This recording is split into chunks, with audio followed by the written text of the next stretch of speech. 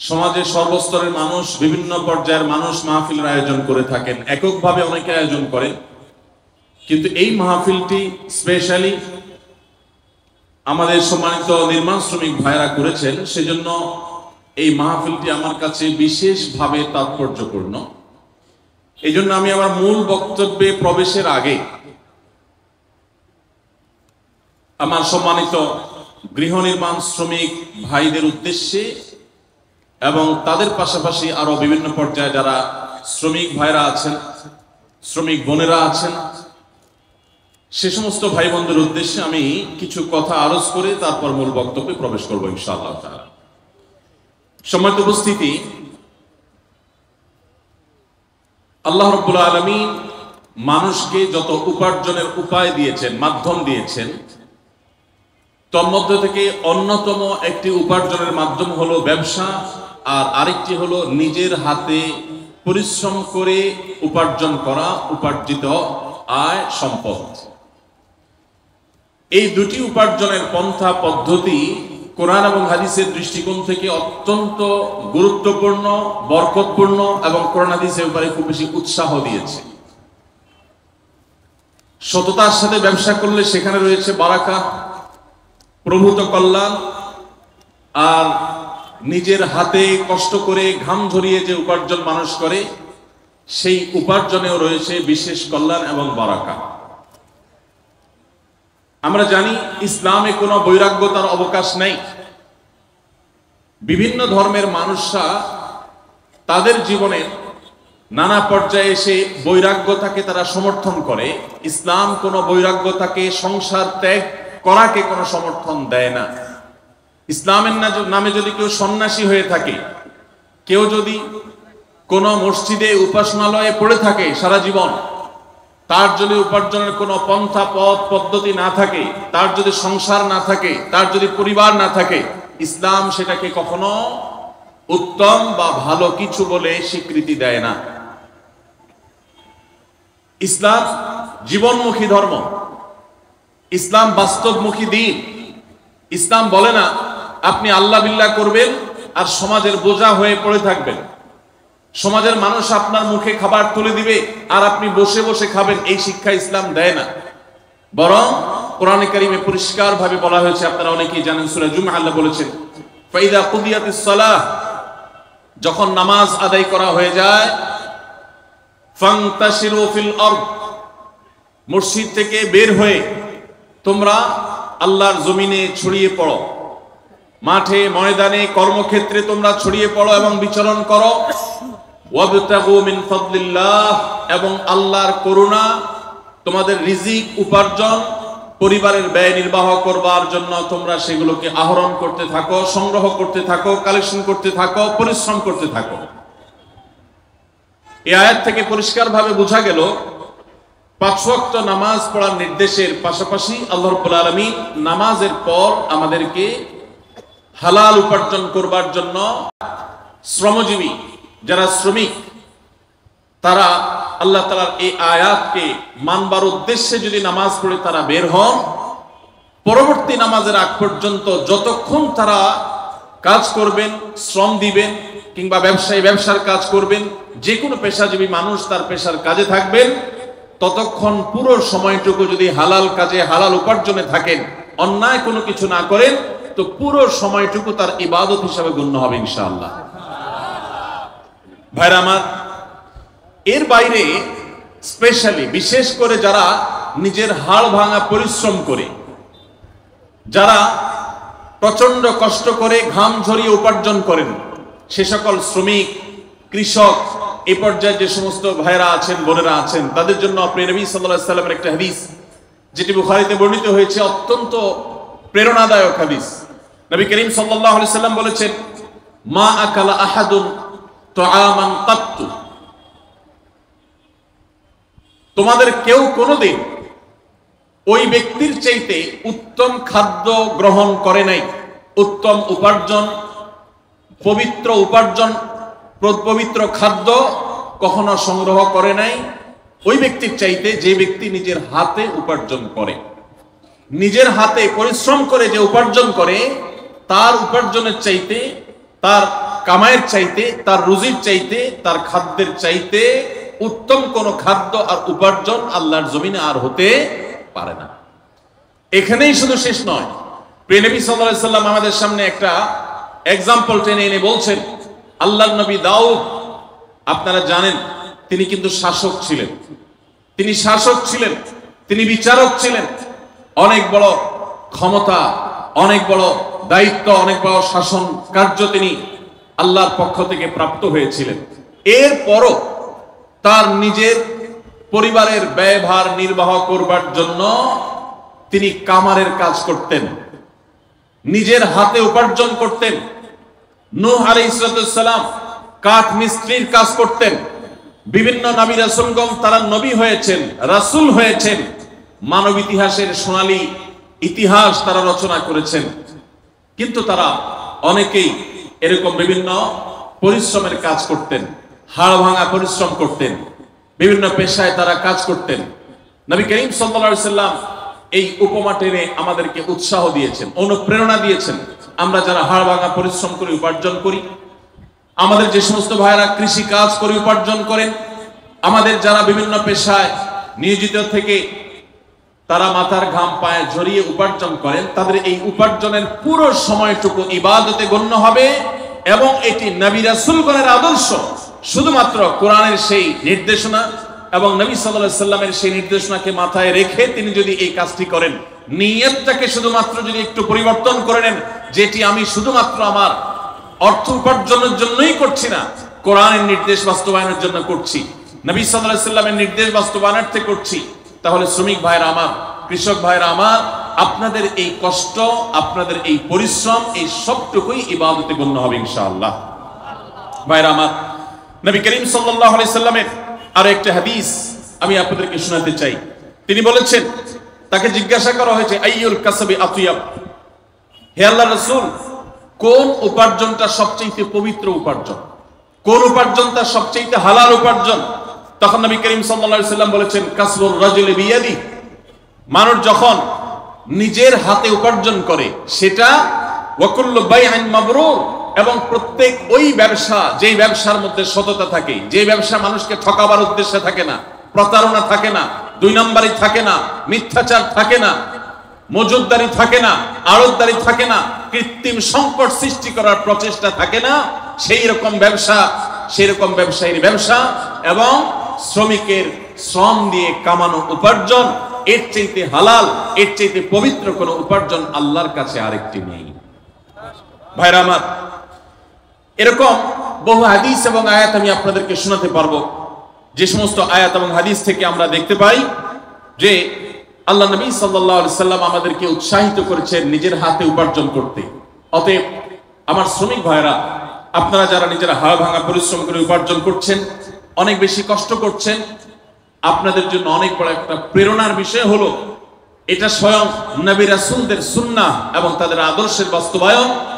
আপনাদের মধ্যে কোনো হীনমন্যতা যেন কাজ না করে। ভাইরা আমার, দুনিয়ার জীবনটা যদি অনন্ত কালের হতো, আমরা যদি শত শত হাজার হাজার বছর পৃথিবীতে বেঁচে থাকতাম, আমি অবশ্যই বলতাম, কেন এই হাড় ভাঙা পরিশ্রম করবেন, বাদ দেন, অন্য কোনো পেশায় চলে যান। কারণ এত দীর্ঘ জীবন, অনন্তকালের জীবন, আপনি কেন হাড় ভাঙা পরিশ্রম করে কাটাবেন? যেহেতু এই দুনিয়াতে আমরা চিরকাল থাকতে আসিনি, যারা পরিশ্রম করছি 30, 40, 50 বছর বয়স অনেকের হয়ে গেছে। বাংলাদেশে মানুষের গড় আয়ু অনুপাতে আমাদের আর খুব বেশি সময় পৃথিবীতে বেঁচে থাকার কথাও নয়। অতএব আপনি এখানে পরিশ্রম করছেন, কষ্ট করছেন, সামাজিক স্বীকৃতি নেই, হয়তোবা সমাজে সেরকম মর্যাদা মূল্য আপনার হয় না, এমনকি হুজুরের কাছেও কদর পান না, পয়সা নাই, কড়ি নাই, আপনি নিজেকে দুর্বল মনে করছেন। আমি আপনাকে আরেকটি সুসংবাদ শোনাতে চাই। কোরআন বলছে, মানব ইতিহাসে এই তথাকথিত দুর্বল মানুষেরা, হাড় ভাঙা পরিশ্রম করা মানুষেরা, এই শ্রমিক মানুষেরা, কৃষক, দিনমজুর মানুষেরা, যাদেরকে সমাজ দুর্বল মনে করে, যাদেরকে সমাজ কোনো কাজে ডাকে না, কোনো কমিটিতে রাখে না, কোনো কাজে তাদের মতামত নেয় না, তাদেরকে বিশিষ্ট নাগরিক মনে করে না, এই মানুষগুলোই পৃথিবীর জন্ম থেকে আজ পর্যন্ত পৃথিবীর ইতিহাসের মোড়কে বারবার পরিবর্তন করেছে। বিশ্বাস করুন, গোটা কোরআনের শুরু থেকে শেষ পর্যন্ত, সেই আদম আলাইহিস সালাম থেকে নিয়ে আজ পর্যন্ত হাজার হাজার বছরের মানব ইতিহাস আমাদের সামনে তুলে ধরেছেন আল্লাহ তাআলা। পাতায় পাতায় ইতিহাস, কোরআনের পাতায় পাতায় ঘটনা, মানব ইতিহাসের সে সমস্ত ইতিহাসগুলো, ঘটনাবলী আমরা পর্যালোচনা করলে দেখি যুগে যুগে নবী রাসূলদের যারা অনুসরণ করেছে, সমাজের বিত্তবানেরা, সমাজের বিত্তবানদের মধ্যে যারা অসৎ ছিল বা আল্লাহর প্রতি অবিশ্বাসী ছিল, তারা ক্রিটিসাইজ করেছে, ট্রল করেছে, তারা তাচ্ছিল্য করেছে, উপহাস করেছে। তারা বলেছে ওমা নারাকা তাবাআকা ইল্লাল্লাযীনা হুম আরাদিলুনা বাদিয়ার রাই। প্রায় সমস্ত নবী রাসূলদের সময়, তাদের সময়কার অবিশ্বাসীরা নবী রাসূলদেরকে বলেছিলেন যে আপনাদের কথা তো শুধু সমাজের অশিক্ষিত মানুষেরা, দিনমজুরেরা, শ্রমিকেরা, কৃষকেরা, দুর্বলেরা, যাদের কোনো পলিসি মেকিং করার, যাদের কোনো সিদ্ধান্ত দেওয়ার, যারা রাষ্ট্র পরিচালনা করার, যারা গুরুত্বপূর্ণ দায়িত্ব পালন করার জন্য তাদের কাউকে বিবেচনা রাখা হয় না, এরকম সমাজের দুর্বল মানুষরাই তো শুধু আপনাদের পিছনে গুড়গুড় করে। আজও দেখবেন ওলামা ইকরামের পেছনে, হুজুরদের পিছনে ওই দুর্বল মানুষগুলোই বেশি। আপনারা অবাক হবেন, এই দুর্বল মানুষেরাই, তারাই কিন্তু পৃথিবীর ইতিহাস রচনা করেছে। বেশি দূরে যেতে হবে না, মুহাম্মদ সাল্লাল্লাহু আলাইহি সাল্লাম মক্কা থেকে মদিনায় হিজরত করে যাওয়া মাত্র 8 বছরের মাথায়, যেই মক্কা থেকে তাকে বিতাড়িত হয়ে যেতে হয়েছে, যে মক্কায় নির্যাতন সইতে না পেরে আল্লাহর নির্দেশে হিজরত করতে হয়েছে, নিজের মাতৃভূমি ত্যাগ করতে হয়েছে, অত্যন্ত গৌরবের সাথে মাত্র 8 বছরের ব্যবধানে সেই মক্কা শুধু নয়, সেই আরব শুধু নয়, সুদূর রোমান সম্রাটের সাম্রাজ্য সহ একটা পর্যায়ে সামান্য কয়েক বছরের ব্যবধানে খলিফা ওমরের যুগে অর্ধ পৃথিবী মুসলমানদের কর্তলগত হয়েছে। কাদের হাতের উপর দিয়ে? এই বেলাল, এই আম্মার, এই সুহাইব, এই দুর্বল সাহাবী যারা, যাদেরকে মদিনার মক্কার মানুষেরা দুর্বল মনে করত, তাদের হাত দিয়ে গোটা পৃথিবী জয় করেছে মুসলমানরা। এবং এই এক ইতিহাস রচিত হয়েছে নূহ আলাইহিস সালামের যুগে, ইব্রাহিম আলাইহিস সালামের যুগে, মুসা আলাইহিস সালামের যুগে। ফেরাউন এবং তার সে সমস্ত অনুসারীরা, তাদেরকে আল্লাহ নিমজ্জিত করে, তাদেরকে আল্লাহ তাআলা ধ্বংসপ্রাপ্ত করে, সেই দুর্বল বনী ইসরাঈলেরা যাদেরকে কৃতদাস বানিয়ে রাখা হয়েছিল, তারাই কিন্তু বিজয়ী হয়েছে, তারাই টিকে ছিল, ধ্বংস হয়েছে শক্তিশালী মানুষেরা। আমি যে সমস্ত ভাইয়েরা সম্পদ উপার্জন করেছেন বা ভালো অবস্থানে আছেন, আমি তাদেরকে আপনাদের বিপরীতে দাঁড় করাচ্ছি না। কারণ সাহাবীদের মধ্যে ওসমান রাদিয়াল্লাহু তাআলা অনেক সম্পদের অধিকারী ছিলেন, আপনারা জানেন। আবু বকর রাদিয়াল্লাহু তাআলা নেতৃত্বে ছিলেন সমাজের, আপনারা জানেন। আরো অনেক সাহাবী ছিলেন, তাদের অঢেল সম্পদ ছিল। তারা যখন সম্পদ ছিল, এরপরও তারা আল্লাহর প্রিয় পাত্র হয়েছেন এবং তাদের হাত ধরেও বিজয় রচনা হয়েছে। তাহলে বোঝা গেল ধনী এবং দরিদ্র বিষয় নয়, বিষয় হলো ইসলাম বিজয়ী হবে। আপনি যদি ইসলামের সাথে থাকেন, আপনি দরিদ্র হলেও আপনি বিজয়ী হবেন, ধনী হলেও বিজয়ী হবেন, সম্পদশালী হলেও বিজয়ী হবেন, দুর্বল হলেও বিজয়ী হবেন, সচ্ছল হলেও বিজয়ী হবেন, অসচ্ছল হলেও বিজয়ী হবেন। ইসলামের বিজয় নিশ্চিত। আপনি ইসলামের সাথে থাকলে আপনি বিজয়ী হবেন, ইসলামের সাথে না থাকলে আপনি দরিদ্র হলেও পরাজিত, ধনী হলেও পরাজিত। কারণ ইসলাম পরাজিত হতে আসেনি, ইসলাম জিততে এসেছে, জিতেছে এবং জিতবে কিয়ামত পর্যন্ত। নবী রাসূলদের আদর্শই টিকে ছিল, তাদের বিপরীত যারা ছিলেন, তাদের বিরুদ্ধে যারা ছিলেন, তাদের আদর্শ হারিয়ে গেছে। অতএব যারা আপনারা শ্রমিক আছেন, হীনমন্যতায় ভুগবেন না। আপনাদের জন্য একটা বিশেষ সুসংবাদ আছে। আপনারা জানেন নবী করিম সাল্লাল্লাহু আলাইহি সাল্লাম বলেছেন যে দরিদ্র মানুষেরা, কষ্টে যারা থাকে, যারা পরিশ্রম করে, হাড়ভাঙা পরিশ্রম করে উপার্জন করে, সেই মানুষগুলো ধনীদের চাইতে 50,000 বছর আগে জান্নাতে যাবে ইনশাআল্লাহ। প্রিয় নবী সাল্লাল্লাহু আলাইহি সাল্লামের কাছে ধনী সাহাবীদের সাথে গরীব সাহাবীদের কম্পিটিশন হতো।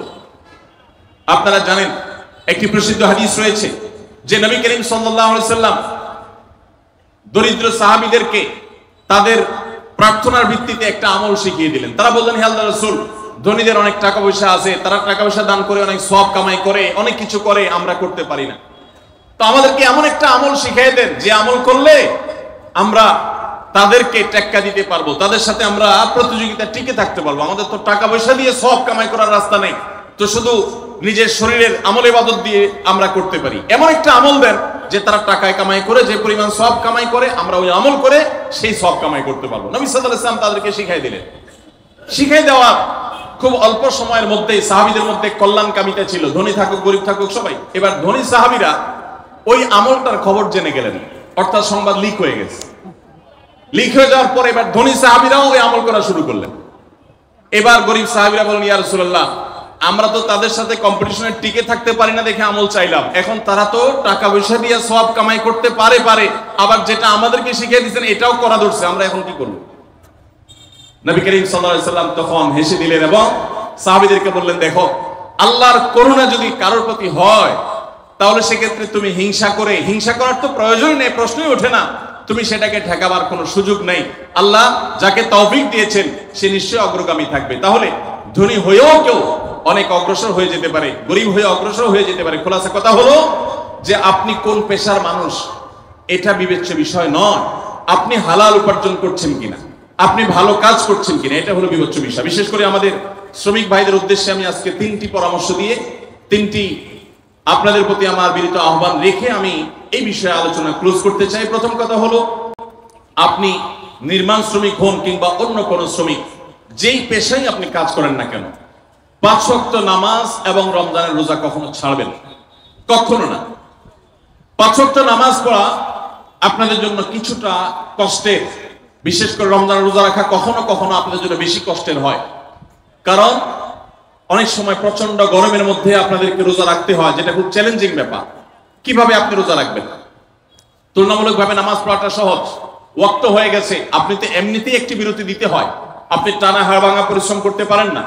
আপনি যদি জোহরের নামাজের সময় বিরতি দেন এবং বিরতি দিয়ে যদি আপনি নামাজটা পড়ে ফেলেন, একই সঙ্গে আপনার রেস্ট হবে, আবার আপনার নামাজটাও হয়ে যাবে, এবং ওযুর মাধ্যমে আপনার যে ফ্রেশনেস হবে, আপনার ভিতরে যে ভালো লাগা কাজ করবে, ক্লান্তি দূর হবে শীতল পানি দিয়ে ওযু করার মাধ্যমে, এটা আপনি অন্য কোনো কোথাও অন্য কোনো উপায় আপনি পাবেন না। অতএব শ্রমিক ভাইদেরকে আমি বলতে চাই, জীবন যাক যত কষ্ট হোক, নামাজ কোনো অবস্থাতে ছাড়া যাবে না। সময় হবে নামাজটা পড়ে নেবেন, খুব বেশি নফল নামাজ পড়ার দরকার নেই, ফরজ আর সুন্নাতে মুআক্কাদা গুলো পড়ে ফেলেন, বাস পড়ে বের হয়ে যান এবং কাজে চলে যান।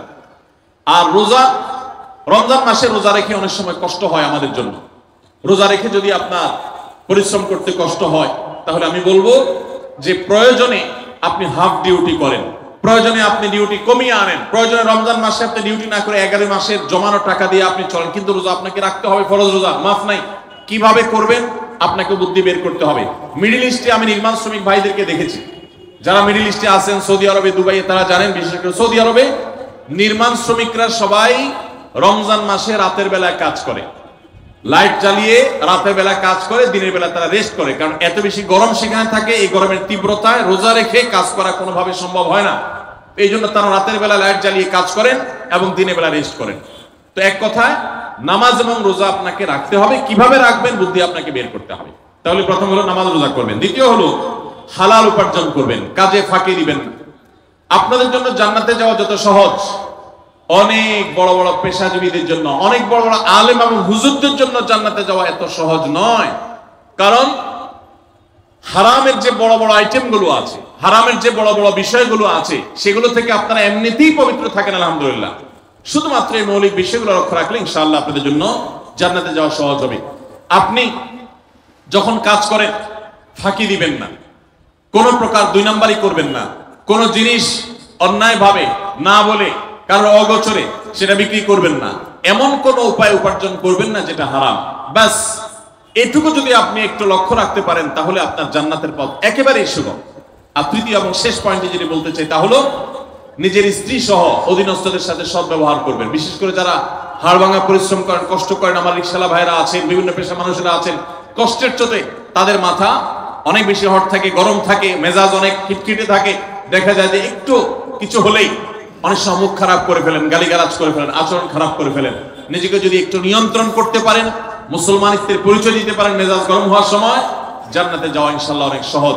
অতএব আমি আপনাদেরকে বলতে চাই, প্রথমত নামাজ রোজা কখনো ছাড়বেন না যত কষ্ট হোক।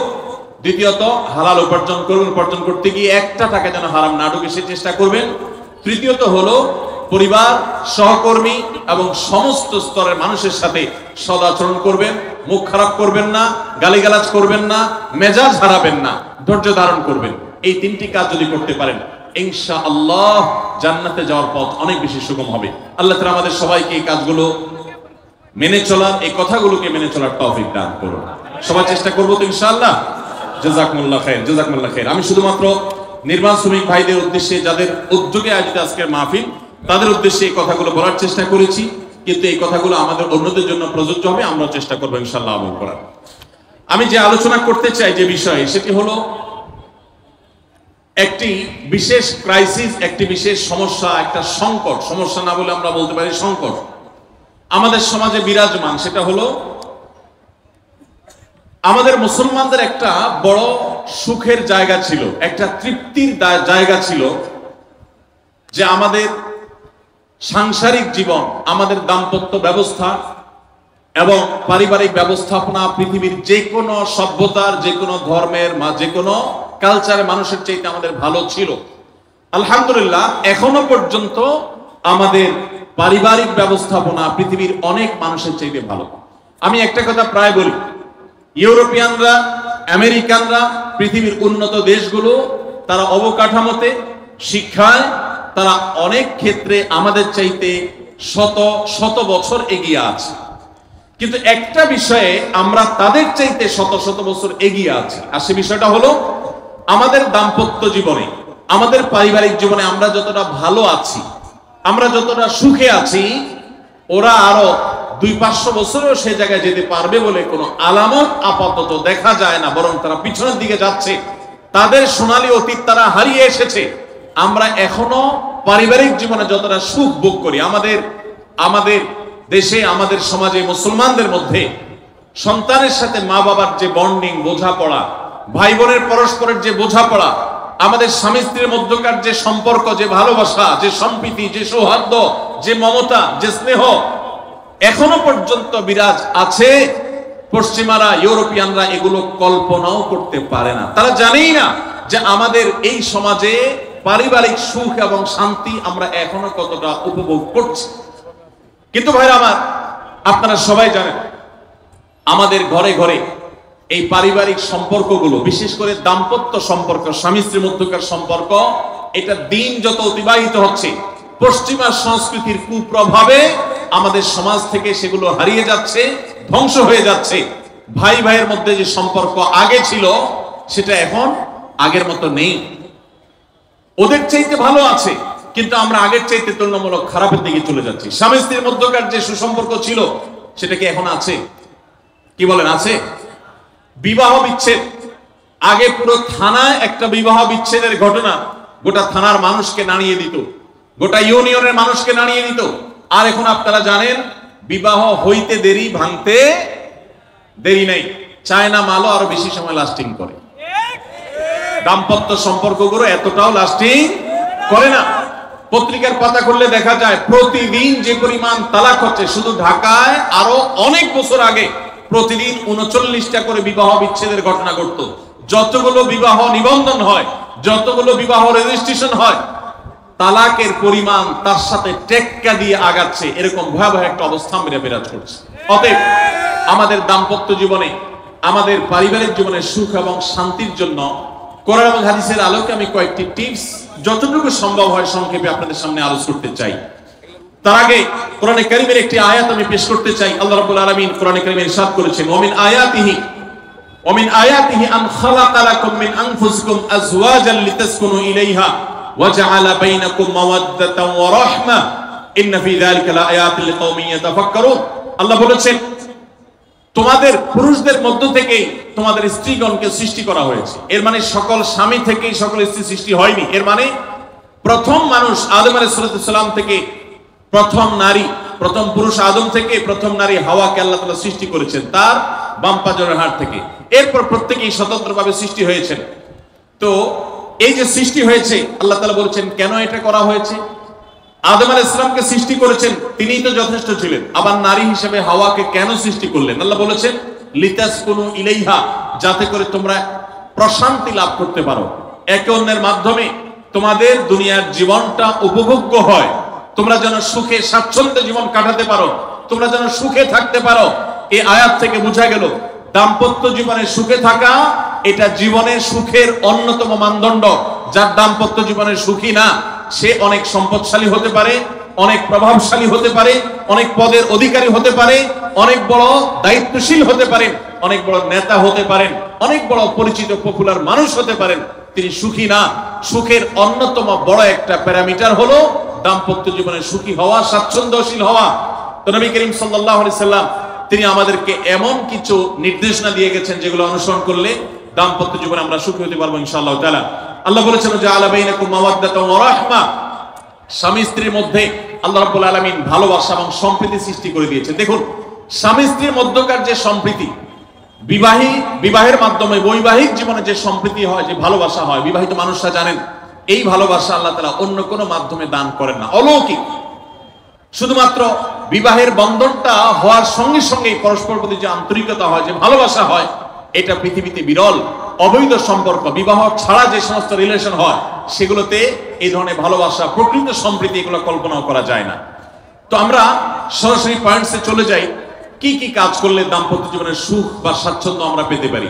এখানে যত মানুষ আছেন, হয় বিবাহিত নয় অবিবাহিত, এছাড়া আর কেউ আছেন যারা বিবাহিত না অবিবাহিত না? তারা একটু হাত তোলেন। আছেন কেউ? একজন হাত তুলছে। আপনি বিবাহিত না অবিবাহিত না? তাহলে কোনটা? এখন নামায় ফেলছেন। এইদিকে আছে কেউ ভাই? বিবাহিত না অবিবাহিত না? কেউ আছেন? নাই?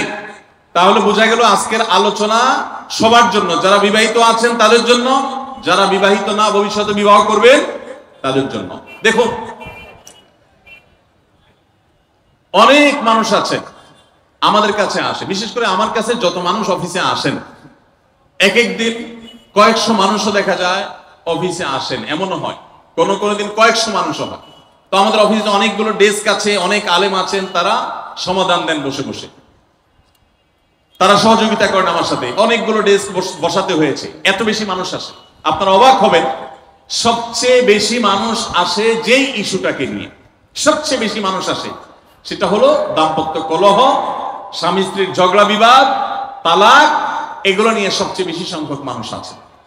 এবং আপনারা আরো অবাক হবেন, গরিব মানুষদের মধ্যে স্বামী স্ত্রীর মধ্যকার দূরত্ব, তাদের মধ্যকার কলহ, দ্বন্দ্ব, ঝগড়া, ফাসাদ, এগুলোর পরিমাণ বা রেশিও যত বেশি, টাকা পয়সা যাদের আছে, সামাজিক অবস্থান যাদের ভালো, আমার অভিজ্ঞতা হলো তাদের মধ্যে দাম্পত্য জীবনে কলহের পরিমাণ তুলনামূলক বেশি।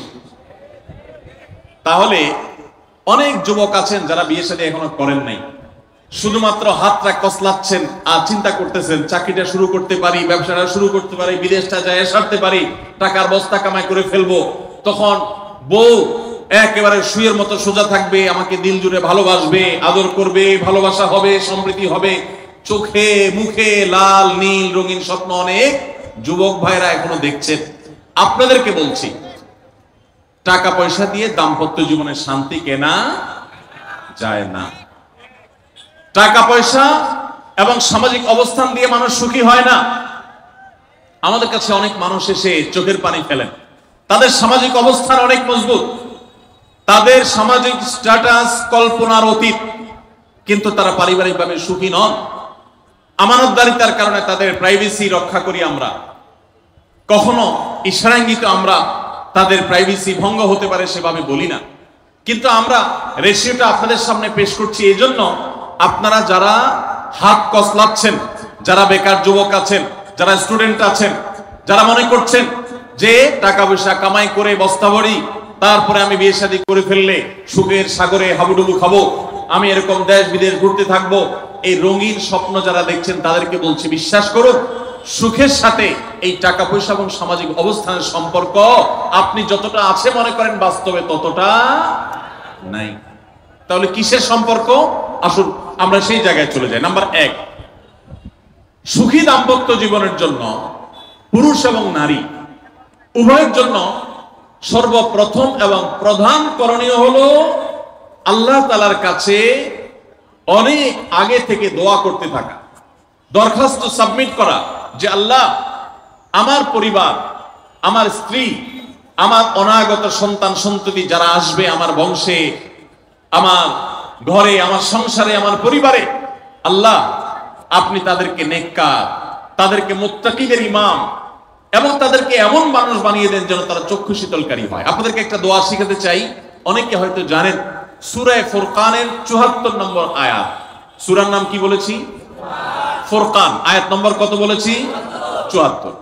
আমার বুঝ জ্ঞান হইছে থেকে নিয়ে ছাত্র জীবনে যখন আমি অনেক ছোট ছিলাম, এই দোয়া যেদিন আমি পড়েছি কোরআনে, ওই দিন থেকে আজও পর্যন্ত আমার মনে হয় না আমার জীবনে 2 মিনিটের কোনো দোয়াও যদি হয়, 1 মিনিটের দোয়াও যদি হয়, মুহূর্তের দোয়াও যদি হয়, আমি এই দোয়াটা কখনো মিস করি বলে, জ্ঞাতসারে মিস করি বলে আমার মনে পড়ে না। ছাত্র জীবন থেকে শুরু করেছি, আজও পড়ে যাচ্ছি। আলহামদুলিল্লাহ, আল্লাহর কাছে শুকরিয়া আদায় করে আপনাদেরকে বলতে পারি, এই দোয়ার সুফল আমি নিজের চোখে দেখেছি, আমি নিজে ভোগ করছি। এজন্য আপনাদেরকে আমি বলতে চাই, বিবাহিত হন কিংবা অবিবাহিত হন, আপনার দাম্পত্য জীবনের সুখের জন্য সর্বপ্রথম এবং প্রধান করণীয় হলো এই দোয়া। এর বাইরে আরো সাধারণভাবে আল্লাহ তাআলার কাছে দোয়া করতে থাকা, যেন আল্লাহ তাআলা আপনাকে এমন একজন জীবন সঙ্গী দেন। মা বোনরা দোয়া করবেন জীবন সঙ্গী, আপনারা দোয়া করবেন এমন যেন জীবন সঙ্গিনী দেন, যে জীবন সঙ্গী আপনার চোখ জুড়ানোর মতো হবে। দেখুন, আল্লাহর ভাষা এমন যে এই ভাষা তো অলৌকিক, এটাতে কোনো মানুষের ভাষা নয়। দোয়ার ভাষ্য লক্ষ্য করেন, আল্লাহ শিক্ষা দিচ্ছেন আমাদেরকে, রব্বানা হাবলানা মিন আজওয়াজিনা ওয়া যুররিয়াতিনা কুররাতা আয়ুন। হে আমাদের রব, আমরা আপনার কাছে এমন স্ত্রী চাই, এমন সন্তান চাই, এমন পরিবার চাই, যেই পরিবারের সদস্য, আমার স্ত্রী, আমার সন্তানরা আমার নয়ন জুড়াবে, আমার চোখ জুড়াবে, এরকম মানুষ চাই। একটু ভাষাটা লক্ষ্য করুন। আমরা সাধারণত দোয়া করলে কি চাই? আমরা এক একটা দিক চাই। ধরুন, আপনার স্ত্রী মাশাআল্লাহ অনেক সুন্দরী, অপূর্ব সুন্দরী, তিনি আল্লাহ তাআলা তাকে অনেক রূপ লাবণ্য দিয়েছেন, কিন্তু তার যদি চরিত্রটা খারাপ হয়, তাহলে এই স্ত্রী কি আপনার নয়ন জুড়াবে, চোখ জুড়াবে, চক্ষু শীতলকারী হবে? আপনার স্ত্রীর চরিত্র ভালো, দেখতে শুনতেও মাশাআল্লাহ সুন্দর, কিন্তু পড়ালেখা নাই, বুদ্ধি শুদ্ধি নাই, একটু বেকুব কিসিমের, তাহলে কি আপনার চোখ জুড়াবে, ভালো লাগবে? আপনার স্ত্রী শিক্ষা দীক্ষাও আছে, জ্ঞান গরিমায় মাশাআল্লাহ তিনি ভালো, রিচ, সমৃদ্ধ, আবার চেহারা সুন্দর, আবার তার মধ্যে তার চরিত্রের সমস্যা নেই, কিন্তু সমস্যা কি? সমস্যা ধরুন তার ভিতরে এমন রোগ আছে, শারীরিক রোগ, যেই রোগের কারণে আপনার জন্য সেটা বড় কঠিন পরিস্থিতির মুখোমুখি হতে হয়। ধরুন দুরারোগ্য কোনো ব্যাধি আছে, মরণ ব্যাধি আছে, এমন কোন রোগ আছে যেটা কারণে আপনাকেও সাফার করতে হয়, তাহলে এই স্ত্রী কি আপনার চোখ জোড়াবে? ঠিক একই কথা স্বামীর ক্ষেত্রে প্রযোজ্য, সন্তানের ক্ষেত্রে প্রযোজ্য।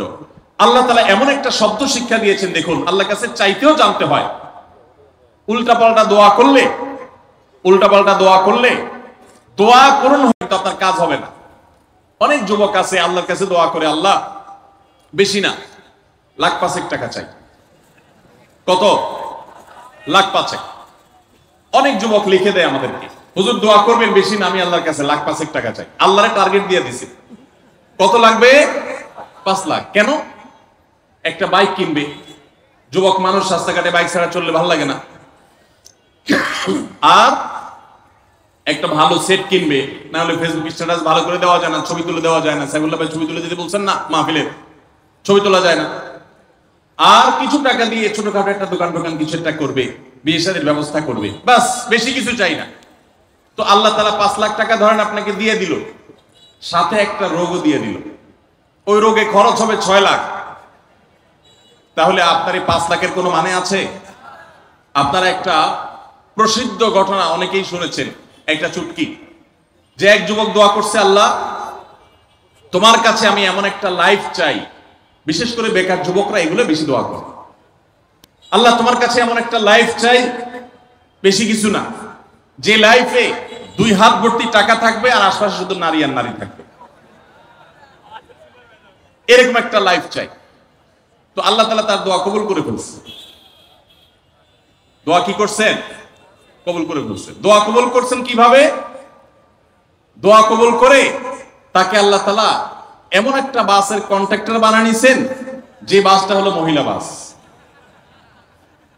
চারপাশে শুধু নারী আর নারী, সব মানুষের, আর হাত ভর্তি টাকা আর টাকা সব বাস মালিকের। দোয়া কিন্তু কবুল হয়ে গেছে। তো আল্লাহ তাআলার কাছে উল্টাপাল্টা দোয়া করলে কি হয় দেখছেন? দেখুন, দাম্পত্য জীবনে সুখের জন্য দোয়া কিভাবে করতে হবে আল্লাহ শিখিয়ে দিয়েছেন। রব্বানা হাব লানা মিন আজওয়াজিনা ওয়া যুররিয়াতিনা কুররাতা আয়ুন। আল্লাহ, আমার পরিবারের সদস্যরা যেন এমন হয় যে তাদেরকে দেখলে আমার নয়ন জুড়িয়ে যাবে। অর্থাৎ নয়ন জোড়াতে হলে সব দিক থেকে পারফেক্ট হতে হবে, সব দিক থেকে ভালো হতে হবে, তখনই তো দিল জোড়াবে। ওয়াজআলনা লিল মুত্তাকিনা ইমামা। আর আমাদের সবাইকে, গোটা পরিবারকে আপনি মুত্তাকিদের ইমাম বানায় দেন, সৎ মানুষ বানায় দেন। কারণ সৎ যদি না হয়, আল্লাহভীরু যদি না হয়, তাহলে কখনো তাদের মাধ্যমে আপনি সুখ শান্তি পেতে পারেন না। তাহলে প্রথম করণীয় দাম্পত্য জীবনের সুখের জন্য, সুখী দাম্পত্যের জন্য আল্লাহর কাছে দোয়া করতে থাকা। সূরা ফুরকানের ৭৪ নম্বর আয়াত, এর পাশাপাশি আরো যত আয়াত আছে, অথবা সাধারণভাবে আপনি আল্লাহর কাছে, আল্লাহ আমি ভালো সঙ্গী যেন পাই সেজন্য দোয়া করতে থাকবো। আল্লাহ আমাদেরকে তৌফিক দান করুন। নাম্বার 2, জীবন সঙ্গী নির্বাচনের ক্ষেত্রে দিনদারিতাটাকে অগ্রাধিকার দেওয়া। কোনটাকে অগ্রাধিকার দেওয়া? ধার্মিকতাকে অগ্রাধিকার দেওয়া। নবী করিম সাল্লাল্লাহু আলাইহি ওয়াসাল্লামের প্রসিদ্ধ একটা হাদিস আপনারা অনেকে শুনেছেন। তিনি বলেছেন, তুনকাহুল মারআতু লিআরবা। 4টি জিনিস দেখে সাধারণত মেয়েদেরকে বিয়ে করা হয়, বা মেয়েরা ছেলেদেরকে বিয়ে করে। 4টি জিনিস। সেই 4টি জিনিসে একটি হলো লিমালিহা। সাধারণত পয়সা করে দেখে বিয়ে করা হয়। অনেক ছেলে ফেলে আছে দেখবেন, ছেলে ফেলে কি মুরব্বীরাও আছেন অনেকে, যে ছেলে বিয়ে করার জন্য পয়সাওয়ালা বাপের মেয়ে খুঁজে। আছে না নেই?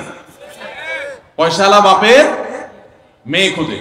কত যুবক যে পর্যন্ত চিরকুট লিখে পাঠিয়েছে আমাদের কাছে যে হুজুর বেকারের জন্য কেউ মেয়ে বিয়ে দিতে চায় না। আবার অনেকে লিখে পাঠিয়েছে, হুজুর সরকারি চাকরি ছাড়া মেয়ের বাবারা মেয়ে দিতে চায় না। আছে না এই সমস্যা? তো নবী সাল্লাল্লাহু আলাইহি ওয়াসাল্লাম বলেছেন, সম্পদ দেখে অনেকে বিয়ে করে, আবার অনেকে রূপ লাবণ্য চেহারা ছবি দেখে বিয়ে করে, অনেকে সামাজিক অবস্থান প্রতিপত্তি বংশমর্যাদা দেখে বিয়ে করে, আর অনেকে দিনদারিতা ধার্মিকতা দেখে বিয়ে করে।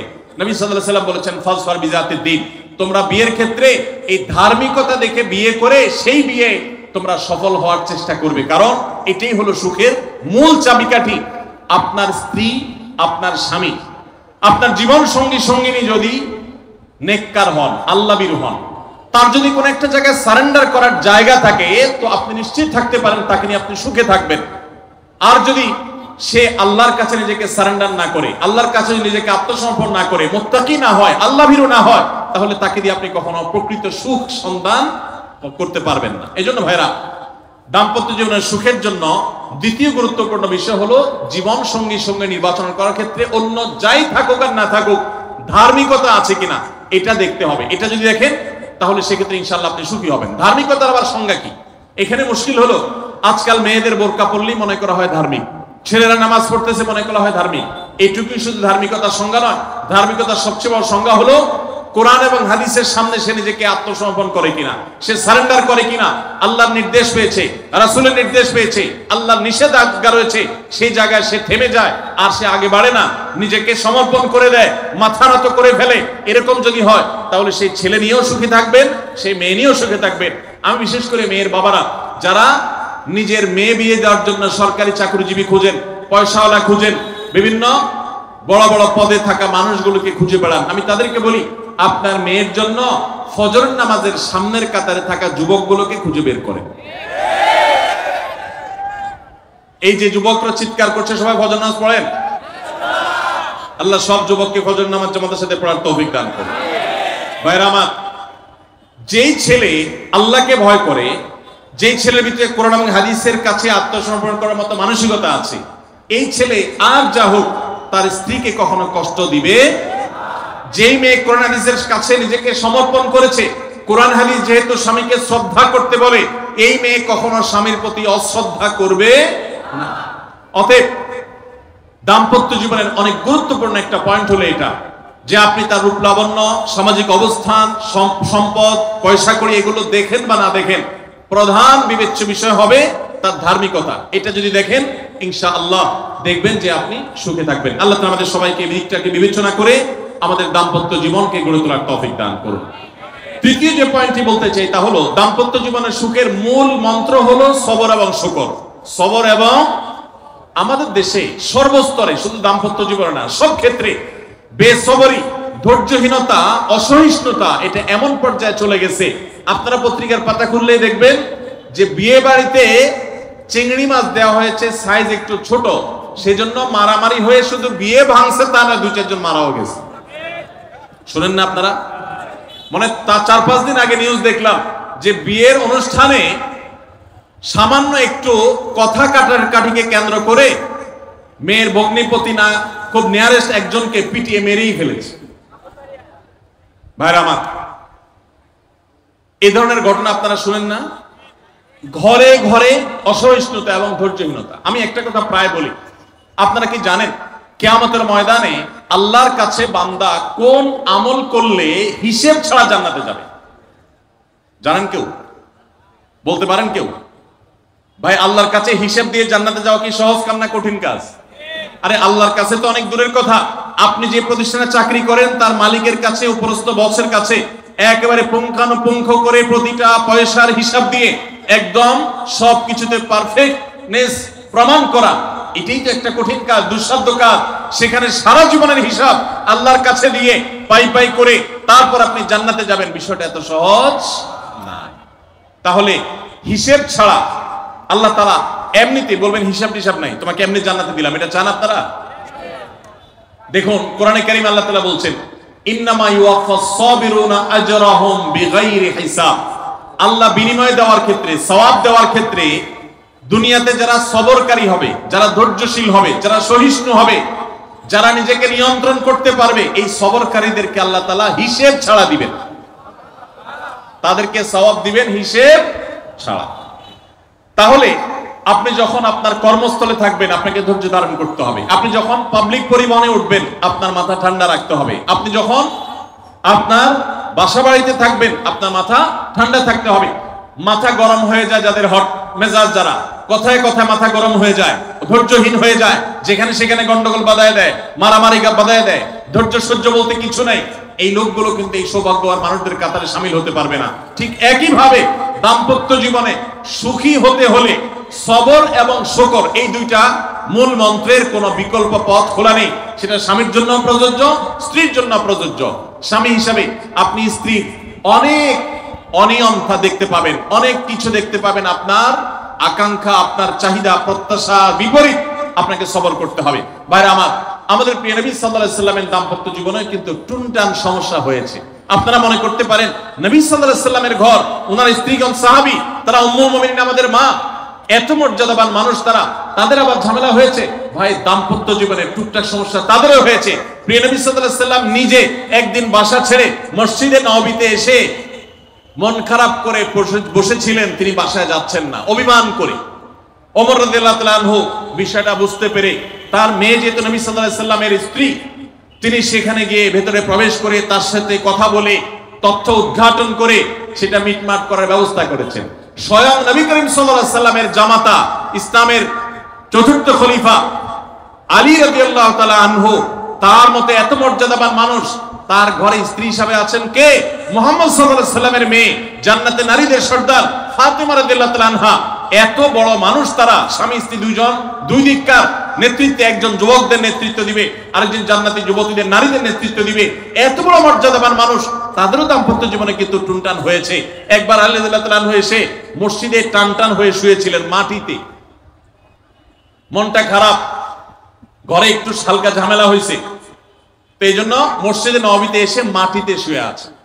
নবী করিম সাল্লাল্লাহু আলাইহি ওয়াসাল্লাম দেখে বুঝতে পেরেছেন, টের পেয়ে গেছেন যে কিছু একটা হয়েছে বাসা। তখন তিনি জামাইকে ডেকে বললেন, কুমিয়া আবা তুরাব, এ মাটির বাপ, মাটিতে শুয়ে আছেন, এজন্য রসিকতা করে বললেন, এ মাটির বাপ উঠো, দাঁড়াও দেখি কি হয়েছে বলো। ভাইরা আমার, দাম্পত্য জীবনে টুকটাক সমস্যা হবেই হবে। যারা বিয়ে করেন নাই আগে থেকে প্রস্তুত থাকেন, বুকে পিঠে ছালার বস্তা সব বেঁধে রেডি থাকেন। বিশেষ করে সময় যেভাবে গড়াচ্ছে তাতে করে সামনে থেকে হেলমেট পরেও যাওয়া লাগতে পারে। শুধু যাওয়া না, বাসায় ঢোকার সময় বাইক থেকে নামার পরে হেলমেটটা আগে খুলবেন না, আগে যা বুঝবেন পরিস্থিতি কি, তারপরে হেলমেট করবেন। বুঝেন নাই? দাম্পত্য জীবনে টুকটাক সমস্যা হবেই, এটা প্রত্যাশিত। মনে রাখবেন, এই জিনিসটা যদি আপনি আগে থেকে মাথায় রাখেন তাহলে আপনার কষ্ট অনেকখানি দূর হয়ে যাবে। আমরা অনেকে আকাশ থেকে নেমে পড়ি, কি বলে, এত বড় সাহস, এই কথা বলতে পারে কেন ভাই? আশ্চর্য হচ্ছেন কেন? এর চেয়ে বেশি কথা বলতে পারে, মাথা বাড়ি মারছে, আরে ভাই ছুরি মার নাই যে শুকর আদায় করে। বুঝেন নাই কথা? একই কথা বোনদের জন্য প্রযোজ্য। আমার মা বোন যারা শুনছেন তাদেরকেও বলছি, আপনার স্বামীর একটা কথা শুনে আপনি আকাশ থেকে নেমে পড়ছেন, আকাশ ভেঙে পড়ছে মাথার উপরে, কি এটা বললো সে, আপনি ডিপ্রেসড হয়ে যাচ্ছেন। আরে বোন, ডিপ্রেসড হচ্ছেন কেন? এটা কেন? আরো শক্ত কথা আপনাকে বলতে পারে, এটা আপনি মাথায় রাখেন। কারণ দিন শেষে তিনি মানুষ, তার ভুল হতে পারে, একটা সময় তিনি তার ভুল বুঝতে পারেন। দাম্পত্য জীবনে যদি স্বামী স্ত্রী উভয় যদি ধৈর্যশীল না হয়, সবরকারী না হয়, হুটহাট রিয়াকশন করে ফেলে, কখনো দাম্পত্য জীবনে সুখী হওয়া সম্ভব নয়। মনে রাখতে হবে, একসাথে থাকতে গেলে, দুইটা পাতিল একসাথে থাকতে গেলে টুনটান লাগে না, বাধে হয় না? আপনার কাছে যদি কেউ এসে গাল গল্প দেয়, দেখবেন অনেকে গাল গল্প দেয়। গাল গল্প দেওয়া লোক আছে না নাই? ভাই 30 বছর সংসার করেছি, জীবনে আমাদের একটা কথা হয়নি, ডাহা মিথ্যু। এ লোক ডাহা মিথ্যু। আপনার 50 বছরের সংসারে কোনো বিষয় হয় না, হ্যাঁ ঝগড়া করেন না সেটা ভিন্ন বিষয়, কিন্তু ভিন্ন মত হবে না, দ্বিমত তৈরি হবে না, নিজেদের মধ্যে ভুল বোঝাবুঝি তৈরি হবে না, একবারও হবে না জীবনে, অসম্ভব। মুহাম্মদ সাল্লাল্লাহু আলাইহি সাল্লামের ঘরে যদি হয়ে থাকে, আলী রাদিয়াল্লাহু তাআলা ফ্যামিলিতে যদি হয়ে থাকে, সাহাবীদের ঘরে ঘরে যদি হয়ে থাকে, আপনি কে? মনে রাখবেন, এই সমস্ত ডাহা মিথ্যা কথা শুনে আপনি চিন্তা করেন, হায় হায় রে, তাহলে আমার বউটা এত ডাইনি। আর মহিলা চিন্তা করে, আমি স্বামীটা এত মানুষ, কত বড় ডাকাত। দেখো তার স্বামী স্ত্রী জীবনে কোনো কথা হয় না, আর আমার স্বামী ডেইলি একবার মা বাপ তুলে না গালি গালাজ করলে তার বাটার পেটে ব্যথা জমায় না। এই সমস্যাগুলো আছে না নাই? ভাইরা আমার, সবর করার জন্য, সবর করা সহজ হবে আগে থেকে যদি প্রস্তুত থাকেন যে এই সমস্যা হবে। আশরাফ আলী থানভী রাহমাতুল্লাহর নাম শুনছেন আপনারা? ভারত মহাদেশের এমন একজন আলেম ছিলেন, খুব বিচক্ষণ মানুষ ছিলেন, অনেক বিদগ্ধ মানুষ ছিলেন, অনেক বড় আল্লাহওয়ালা ছিলেন, নেককার মানুষ ছিলেন। তো থানভী রাহমাতুল্লাহর কাছে এক লোক এসে বলল, হুজুর, আমার বাসায় যখনই যাই দরজাটা খুলতে দেরি, আমার মাথার উপরে আকাশ ভেঙে পড়তে দেরি নেই। যেটাই করি, বাজার করে এনে তার হাতে দিলেও রাগ, রাখলেও রাগ, আমার সাথে সারাদিন শুধু ঘেউ ঘেউ করে, হুজুর আর সহ্য করতে পারি না, আমারে কোনো দোয়া দরুদ আমল শিখাই দেন যে আমার এই বাসার অত্যাচারটা যেন থামে। তো থানভী রাহমাতুল্লাহ বললেন যে, শোনো, তোমার একটা বুদ্ধি শিখাই দেই, দোয়া দরুদ না। বুদ্ধি হলো, এখন থেকে বাসায় গিয়ে দরজা নক করবা, যে নক করার আগে 1 মিনিটের মোরাকাবা করবা। কি করবা? মোরাকাবা বুঝেন? ধ্যান। ধ্যান এটা কল্পনার জগতে ডুবে যাবা 1 মিনিটের জন্য, জাস্ট 60 সেকেন্ড। কি ধ্যান করবা? দরজা যায় থামবা, থেমে চোখ বন্ধ করে মাথাটা নিচু করে চিন্তা করবা, আমার ঘরের ভিতরে একটা কুকুর আছে, আর কুকুর মানুষ দেখলে কি করবে? ঘেউ ঘেউ করবে। অতএব এটাতে আমার রাগ হওয়ার তো কিছু নাই, কুকুর কেন ঘেউ ঘেউ করছে এটা জিজ্ঞেস করার তার এক বোকামি। অতএব এটা আমি মাথায় কিছু নেব না, ইগনোর করব। কুকুর থাকলে কুকুর তো ঘেউ ঘেউ করবে, এটা চিন্তা করে এরপরে বিসমিল্লাহ পড়ে নক করবা। তো এই বুদ্ধি অনুযায়ী পরের দিন আসছে বাসা, আগে 1 মিনিট মোরাকাবা করছে, এরপরে দরজা নক করছে। যথারীতি দরজা খোলার পরেই শুরু হয়ে গেছে যুদ্ধ, ইউক্রেন রাশিয়া, এখন ইসরায়েলিরা। যুদ্ধ শুরু হয়ে যাওয়ার পর এই লোক অন্যান্য দিন সেও টুকটাক রিয়াকশন করে, হাতাহাতি, বকাবকি, দুই পক্ষ থেকে টুকটাক হামলা পাল্টা হামলা হইতো, কিন্তু আজকে সেই লোকটা আর হামলা টামলা তার করা দূরের কথা, উল্টা সে মিটমিট করে হাসতেছে, এবং একটা পর্যায়ে নিয়ন্ত্রণ করতে না পারে ফিক করে হাসেই দিচ্ছে। এবার বউ চিন্তা করতেছে কাহিনী কি? কারণ যারা ঝগড়া করে তাদের সাথে পাল্টা ঝগড়া না করলে কিন্তু মেজাজ গরম হয়। কদিন আগে শুনছেন না পত্রিকা যে এক মহিলা স্বামীর ডিভোর্স দিছে, কেন? কারণ স্বামী ঝগড়া করে না। কদিন আগে পত্রিকা দেখছে। এই মহিলা যখন দেখছে স্বামী হাইসা দিছে, সে এবার ঝগড়া করে থামায় বলতেছে, ঠান্ডা মাথা বলছে, কাহিনী কি বলতো, তুমি হাসতেছো কেন? বল না না কিছু না কিছু। সে তো বলবে না। স্বামী মনে করছে হয়তো অন্য কোনো কাহিনী আছে, কোনোভাবে উদ্ধার করতে পারে না। পরের দিন আবার সেম কাহিনী, আবারও হেসে দিচ্ছে। মহিলা চিন্তা করছে ব্যাপার কি, বলে না আজকে তো তোমার একদিন কি আমার একদিন, বলতেই হবে তোমার। কেন তুমি হাসতেছো?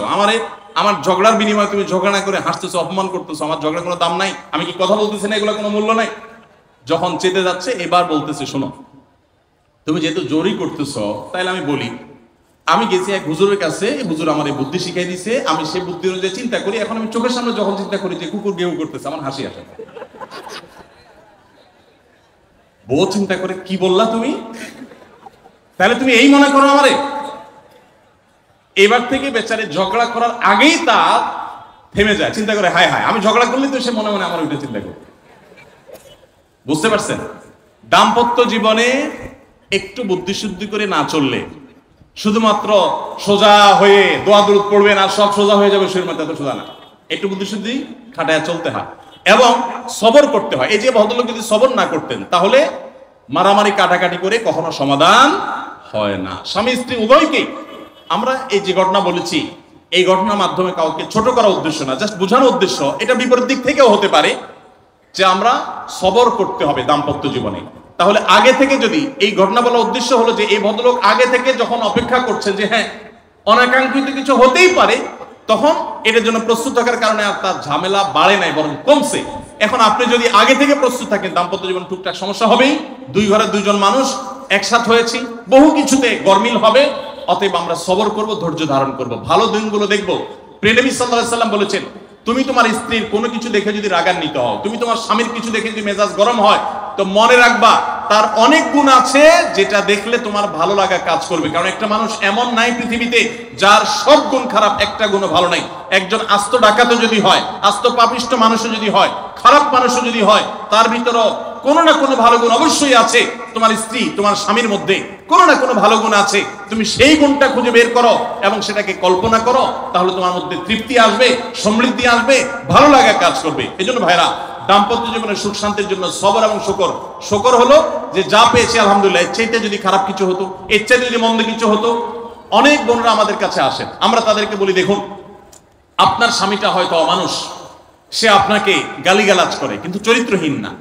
অনেকের স্বামীটা খুব ভদ্র কিন্তু চরিত্রহীন, ব্যবহার ভালো করে চরিত্রহীন, তাদের কষ্ট আপনার চাইতে কম না। অনেকের স্বামী খুব ভদ্র কিন্তু বেকার, দুই পয়সা কামাই করতে পারে না, সারাদিন ঘরে বসে বসে খায় আর শ্বশুরবাড়ি থেকে যৌতুক এনে না খায়, নিশ্চয় আপনি তার চাইতে ভালো আছেন। মানুষ এভাবে যখন ভালো দিকগুলো চিন্তা করবে, তখন তার ভিতরে শুকর আসবে। তাহলে দাম্পত্য জীবনে সুখ শান্তির জন্য তৃতীয় করণীয় হলো সবর এবং শুকরের চর্চা করা। আল্লাহ আমাদের সবাইকে তৌফিক দান করুন। 4 নম্বর হলো স্বীকৃতি দিতে জানা। অনেক লোক আছে নিজেকে খুব শিয়ানা মনে করে, স্বামী হয়ে বউর তারিফ করতে রাজি না, বউ হয়ে স্বামীর তারিফ করতে। দাম্পত্য জীবনের সুখের জন্য একে অন্যের তারিফ করার কোনো বিকল্প নাই। প্রিয় নবী সাল্লাল্লাহু আলাইহি সাল্লাম তার স্ত্রীদের তারিফ করতেন, প্রশংসা করতেন। আয়েশা রাদিয়াল্লাহু তাআলা আনহাকে বলেছেন যে আয়েশা, তোমার অবস্থানটা হলো খাদ্যের মধ্যে সারিদ নামক একটা বিশেষ খাদ্য আছে, রুটি এবং গোশতের ঝোল মিছিয়ে আরবরা খায়। নবী সাল্লাল্লাহু আলাইহি সাল্লাম বলেছেন, সারিদ এই খাদ্যটা যেরকম খুব প্রিয় অন্য সব খাদ্যের চাইতে আমার কাছে, অন্য সব নারীদের চাইতে তুমি আমার কাছে সেরকম প্রিয়। আপনারা জানেন, স্বামী স্ত্রী একে অন্যের সাথে মিথ্যা কথা বলা, বউয়ের সাথে মিথ্যা কথা বলা, মিথ্যা কথা বলে সব ধরনের মিথ্যা কথা না, পামপট্টিমূলক মিথ্যা কথা বলা, প্রশংসামূলক মিথ্যা কথা বলা, এটা জায়েজ আছে। মিথ্যা কথা বলা কোথাও কিন্তু জায়েজ নাই। মিথ্যা কথা বলা ইসলামের জঘন্য অপরাধ। কিন্তু স্বামী স্ত্রী পরস্পরের সাথে প্রশংসামূলক, যেটাকে সহজ বাংলায় পামপট্টি বললাম, এই পামপট্টিমূলক বা প্রশংসামূলক মিথ্যা কথা বলা জায়েজ আছে। কিরকম? আবার এটা যাই এখন থেকে বাজার থেকে 500 টাকার কাপড় নিয়ে যায় বলেন 2000 টাকা দিয়ে কিনছি, এটা কিন্তু জায়েজ নাই। কেন জায়েজ নাই? কারণ কোনোভাবে যদি ওই 500 টাকার ট্যাগ মহিলা ধরে ফেলতে পারে, তাহলে মায়ের কিন্তু একটাও নিচে পড়বে না, বলবে মিথ্যুকের পুত, মিথ্যুক, সারা জন্মে কাম করে আসছস, তাইলে ওই রকম মিথ্যা কথা বলা যাবে না। আমার পরিচিত এক লোক আছে, সরকারি একজন কর্মকর্তা বড়, উনি বলেন যে মহিলাদেরকে বাজার করে খুশি করার মতো কঠিন কাজ আরেকটা খুব কম আছে। যারা সংসার করেন তারা জানেন। কারণ আমি একটা কথা প্রায় বলি, দুনিয়াতে বহু বুদ্ধিমান মানুষ আছে, বহু চালাক মানুষ আছে, কিন্তু একটাও চালাক বা বুদ্ধিমান স্বামী আছে বলে আমার মনে হয় না পৃথিবীতে। বুঝা ঠিক বলছে? বহু চালাক বুদ্ধিমান মানুষ দুনিয়াতে আছে, কিন্তু কোন চালাক বা বুদ্ধিমান স্বামী দুনিয়াতে। তার মানে কি, প্রত্যেকটা বউয়ের কাছে তার স্বামীটা হলো আস্ত বেকুব। যত বড় শিক্ষিত হোক, যত বড় রাজনীতিবিদ হোক, যত বড় মাথালা হোক, যত বড় শেয়ানা হোক, যত বড় ব্যবসায়ী হোক, বউয়ের কাছে বউগুলা, সব বউরা, মহিলারা মনে করে কি এই বেটা বেকুব। ম্যাক্সিমাম ক্ষেত্রে এটার ভিতরে আলাদা একটা আনন্দ আছে। বউয়ের কাছে বেশি শেয়ানা সাজার ভিতরে বেশি আনন্দ নাই। পরিবারের কাছে বেশি শেয়ানামি করতে হয় না, সেখানে বোকা সাজার ভিতরে একটা আনন্দ আছে। যাই হোক, তো ওই যে ভদ্রলোকের কথা বলছিলাম, বাজারের কথা বলছিলাম, যে বাজার করে মহিলাদের খুশি করা খুব কঠিন। আপনি গোশত কিনেন, মাছ কিনেন, যাই কিনেন, তারা খুব কমই সন্তুষ্ট থাকে বেশিরভাগ ক্ষেত্রে। সব মেয়েদের কথা বলছি না। কেন সন্তুষ্ট থাকে না? কারণ তারা আশা করে আরো কম দামে কিনবেন, আরো কম দামে কিনবেন। আপনি জিতে গেলে তারা খুশি, হেরে গেলে আপনারা বকাজু বেশি। তো এক সরকারি কর্মকর্তা, বড় কর্মকর্তা, আমাকে বলতেছিলেন যে দেখেন, আমি সারা জীবন বাজার করি আর বইয়ের বকা শুনি। আমি চলে যাওয়ার পর আমার অফিসের একজন কেরানি আছে, তাকে দায়িত্ব দিছি বাজার টাজার করার জন্য। এই লোক বাজার করার পর আমার বউ বিরাট খুশি, বলে যে তার নাম ধরে বলতেছে, অমুক বাজার করলে প্রতিদিন ঠিক মতো বাজার করে, দাম দস্ত ঠিকঠাক থাকে, মাপজোক সব ঠিকঠাক থাকে, তোমারে প্রতিদিন ধরায় দেয় দোকানদার, কমায় দেয়। 2 কেজির গোশত আমার কাছে মনে হয় 1.5 কেজি দিছে, ওজন কম দিছে মনে হয়, নজরে উঠে না। তো লোকটা বলেছে, আমার খুব সন্দেহ হলো, একই দোকান থেকে আমিও আনি, সেও আনে, আর আমার তো ঠকানোর কথা না, পরিচিত দোকানদার। তাহলে মহিলা এই কথা বললো, তার ব্যাপারে কাহিনীটা কি? তারা ডেকে বলছে, বলো তো কাহিনী কি, সিক্রেটটা কি? তো লোকটা বলতেছে যে স্যার, সত্য বলতে কি, আমি গোশত 3 কেজি কিনলে ম্যাডামকে বলতাম 2 কেজি, 1000 টাকা কিনলে ম্যাডামরে বলতাম 500 টাকা। টাকা তো আপনি দিবেন, আপনার সাথে বোঝাপড়া হবে, কিন্তু আমি জানি বাসায় এটা বললে বউরা খুশি থাকে। তো এই জন্য আমি একটু কমায় কমায় বলি দাম, আর জিনিস কমায় কমায় বলি। তখন সে প্রতিদিন 2 কেজি মাংস যেটা দেখে আপনি আনেন, আজকে দেখে যে সে 1 কেজি মাংস ওই পরিমাণ, তখন সে তো খুশি হবেই স্যার। তখন ওই লোকটা বলছে, দেখেন, সে এইটা করে আমার গোটা সংসারে আগুন ধরায় দিচ্ছে। তো এইভাবে মিথ্যা কথা বলা কিন্তু জায়েজ নাই। কোন মিথ্যা কথা বলা জায়েজ আছে? ধরেন আপনি আপনার বউরে বললেন, দেখো তুমি চাঁদের চাইতেও সুন্দর। কিসের চাইতে সুন্দর? ভাই, চাঁদের চাইতে উজ্জ্বল মানুষ হয় সম্ভব? ডাহা মিথ্যা কথা না? কিন্তু এই মিথ্যা কথা বলা কি আছে? জায়েজ আছে। সৌদি আরবের একজন আলেম, ডক্টর আয়েজ আল কারনি, মুসলিম বিশ্বের সবচেয়ে জনপ্রিয় আলেমদের মধ্যে একজন। ওনার একটা বক্তব্য আমি শুনেছি, অত্যন্ত চমৎকার কথা বলেন এবং দারুণ দারুণ টিপস দিয়ে থাকেন। উনি বলেন যে একটা ইউনিভার্সিটি প্রোগ্রামে স্টুডেন্টদের সামনে উনি বলছিলেন যে, আমি একবার একটা আইডিয়া দিয়েছি দাম্পত্য জীবনের সুখ শান্তির জন্য। বলেন যে এটা ইমপ্লিমেন্ট করে অনেকেই সুফল পেয়েছেন, আমাকে ব্যক্তিগতভাবে জানিয়েছেন। টিপসটা কি? টিপসটা হলো, উনি বললেন যে বাসায় ঢুকে মাঝে মধ্যে, সবসময় করলে আবার মাইর খাবেন, যখন দেখবেন বউয়ের মুড টুড ভালো আছে, বাসায় ঢুকে আস্তে করে লাইটের সুইচটা অফ করে দিবেন। তখন বলবো, কি ব্যাপার, লাইট বন্ধ করলা কেন? তখন বলবেন যে দেখো, বাসায় আসলে তোমার চেহারার উজ্জ্বলতা থাকলে আর এই লাইটটার দরকার হয় না। মহিলা ধরে ফেলবে যে আপনি পাম্পটি দিচ্ছেন, বাতাস দিচ্ছেন, কিন্তু পাম্প যাকে দেন সে যতই বুঝুক না কেন, কিছু না কিছু কাজ হয়, কিছু না কিছু। একেবারে শতভাগ যদি বুঝে কাউকে প্রশংসা করছেন, সে বুঝে, তারপরে সে একটু খুশি হয়, ভালো লাগে। তো উনি বললেন যে শরবত বানায় আনছে বউয়ে, তখন বলবেন যে দেখো, চিনি দিও না, চিনি দিও না। তারপর বউরে বলবেন যে আঙ্গুলটা একটু চুবাই দাও। কেন? কারণ তুমি আঙ্গুলটা চুবাই দিলে ওটা চিনি চেয়ে বেশি মিষ্টি লাগে। এই যে কথাগুলো, এই কথাগুলো আসলে সত্য কথা না। তো এই টাইপের কথা স্বামী স্ত্রীর মধ্যে মিথ্যা হলেও সেটা কি আছে? জায়েজ আছে। ভাইরা আমার, এই জন্য দাম্পত্য জীবনে সুখ শান্তির জন্য একে অন্যকে ভালোবাসা, প্রশংসা করতে জানা, বিশেষ করে স্বীকৃতি দিতে জানা, ভালো গুণগুলোর কথা বলা, এটা হারিয়ে গেছে। অনেকে মনে করে যে না, ভালো গুণ বললে মাথায় উঠবে। এটা ভুল। মাথায় উঠবে সেটা ব্যালেন্স করার জন্য আপনাকে অন্য কাজ করতে হবে, কিন্তু তাহলে প্রশংসা করতে কার্পণ্য করা যাবে না, স্বীকৃতি দিতে হবে। 5 নম্বর হলো দাম্পত্য জীবনের সুখ শান্তির জন্য একে অন্যের যে কনসার্নের জায়গাগুলো আছে, ইস্যুগুলো আছে, এগুলোকে মাথায় রেখে চলতে হয়। যেমন আপনি স্বামী হিসাবে বইয়ের বাপের বাড়ির মানুষদের বদনামি থাকলেও করবেন না, তারা কৃপণ, তারা অনেক সমস্যা আছে, এগুলো থাকলেও বউয়ের কাছে করবেন না। কারণ কোনো মেয়ের কাছে নিজের বাপ মা, নিজের ভাই বোনের কোনো দোষ শুনতে ভালো লাগে। আপনি তার কাছে বললে সমাধান হবে না, তো বরং অশান্তি বাড়বে। তাহলে কি লাভ? আপনি এগুলো ভেতরে ভিতরে রাখেন, সবকিছু বলতে যান না। এবং তাদের পারলে আরো প্রশংসা করেন যে আমার শাশুড়ির রান্নাটা খুব ভালো, মাশাআল্লাহ, আমার শ্যালকের এই গুণটা খুবই ভালো, আমার শালিকার ওই গুণটা ভালো। যত বেশি তার বাপের বাড়ি তারিফ করবেন, দেখবেন যে আপনার ঘর পুরাই শান্তি। ঠিক একইভাবে মা বোনরা যারা আছেন, তারা স্বামীদের দুর্বল পয়েন্টগুলোকে মাথায় রাখবেন। যে কথা বললে স্বামী স্ত্রী উভয় জানেন যে যেটা বললে তার মনে কষ্ট হয়, সেটা তাকে বলবেন না। অনেক মহিলা আছে বাহিরের রান্নার তারিফ শুনলে তার মাথা নষ্ট হয়ে যায়, আছে না নেই? যে ঘরে এসে বাইরের রান্নার তারিফ শুনতে চাই না। তাহলে বাইরের রান্না ভালো হইলেও ওগুলোকে ভালো বলবেন না, চুপচাপ থাকবে, মিথ্যা বলার দরকার নেই। তাহলে এই বিষয়গুলো মাথায় রেখে চলা, যে কি বললে তার কষ্ট হয়, ইনশাআল্লাহ এতে দাম্পত্য জীবনে সুখ শান্তি হবে। এর পাশাপাশি 6 নম্বর হলো সময় দেওয়া। আজকাল দাম্পত্য জীবনের সবচেয়ে বড় সমস্যা হলো, তরুণ বন্ধুরা ভালো করে শুনে রাখেন, বিয়ে যারা করবেন ভবিষ্যতে আরো ভালো করে শুনে রাখেন, এই মোবাইল ফোন আমাদের দাম্পত্য জীবনকে ধ্বংস করার অন্যতম কারণ। অতএব আল্লাহর ওয়াস্তে মোবাইলগুলোকে নিয়ন্ত্রণ করেন, মোবাইলগুলোকে নিয়ন্ত্রণ করেন। বাসায় ঢোকার আগে মোবাইলের গলা চেপে বন্ধ করেন, এরোপ্লেন মুড করেন। ফ্যামিলিকে একান্তে কিছু সময় দেন। সারাক্ষণ খাচ্ছেন মোবাইল টিপতে টিপতে, ওই যে কৌতুক আছে না, যে মোবাইল টিপতে টিপতে খাচ্ছে, খায়া ডাইল মনে করে পানি ঢেলে নিচে পাতে। খাওয়ার সময় এবার চিন্তা করতে বলতেছে যে কি দিয়ে রান্না করছো, লবণ দাও না ডাইলে, আসলে ঢেলে নিচে কি পানি।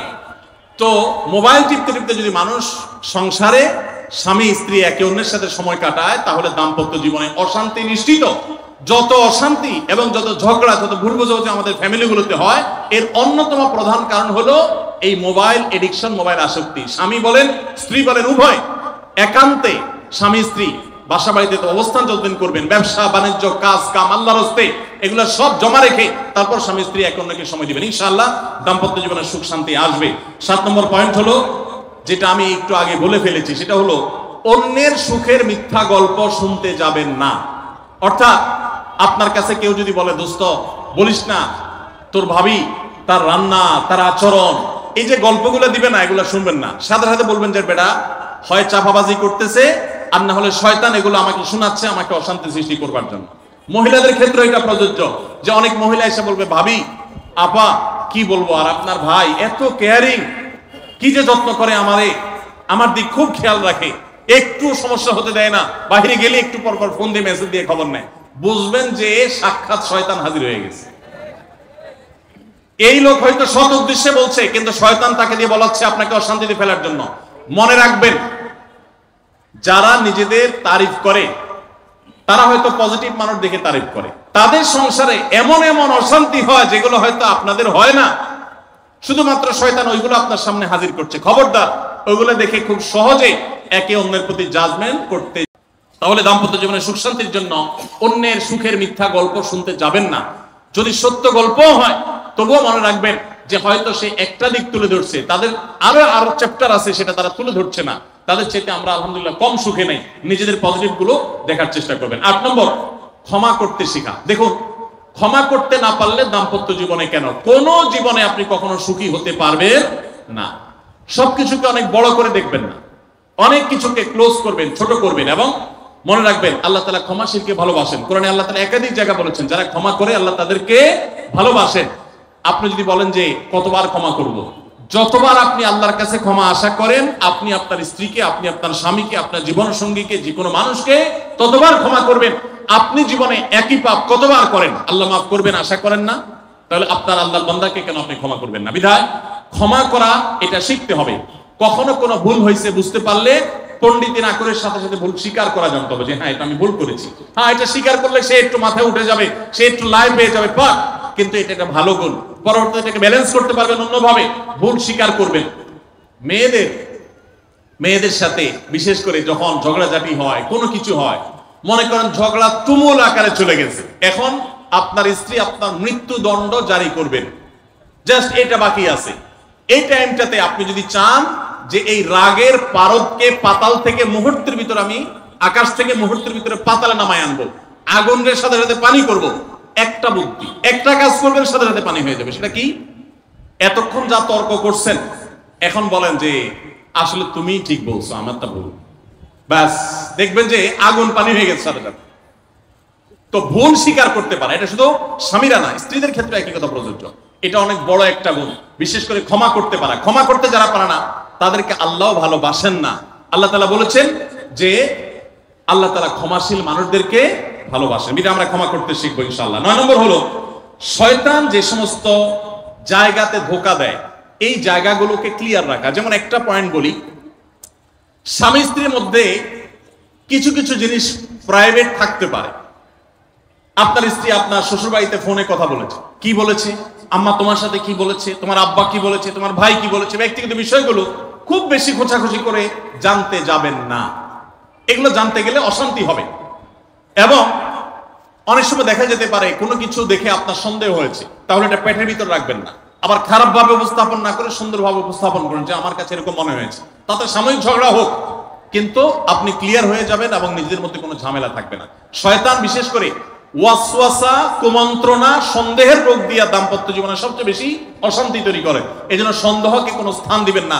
যখনই সন্দেহ আসবে বুঝবেন যে শয়তান এটা সৃষ্টি করছে। সর্বশেষ 10 নম্বর হলো শাসন করার যদি কখনো দরকার হয়, স্বামী হোক আর স্ত্রী হোক বা সাধারণ মানুষের ক্ষেত্রে এটা প্রযোজ্য, রাগের মাথায় কখনো শাসন করবেন না। শাসন করতে হলে মাথা গরম হয়ে গেছে একটু সবর করবেন, ঠান্ডা মাথায় শীতল মাথায় তারপরে শাসন করবেন।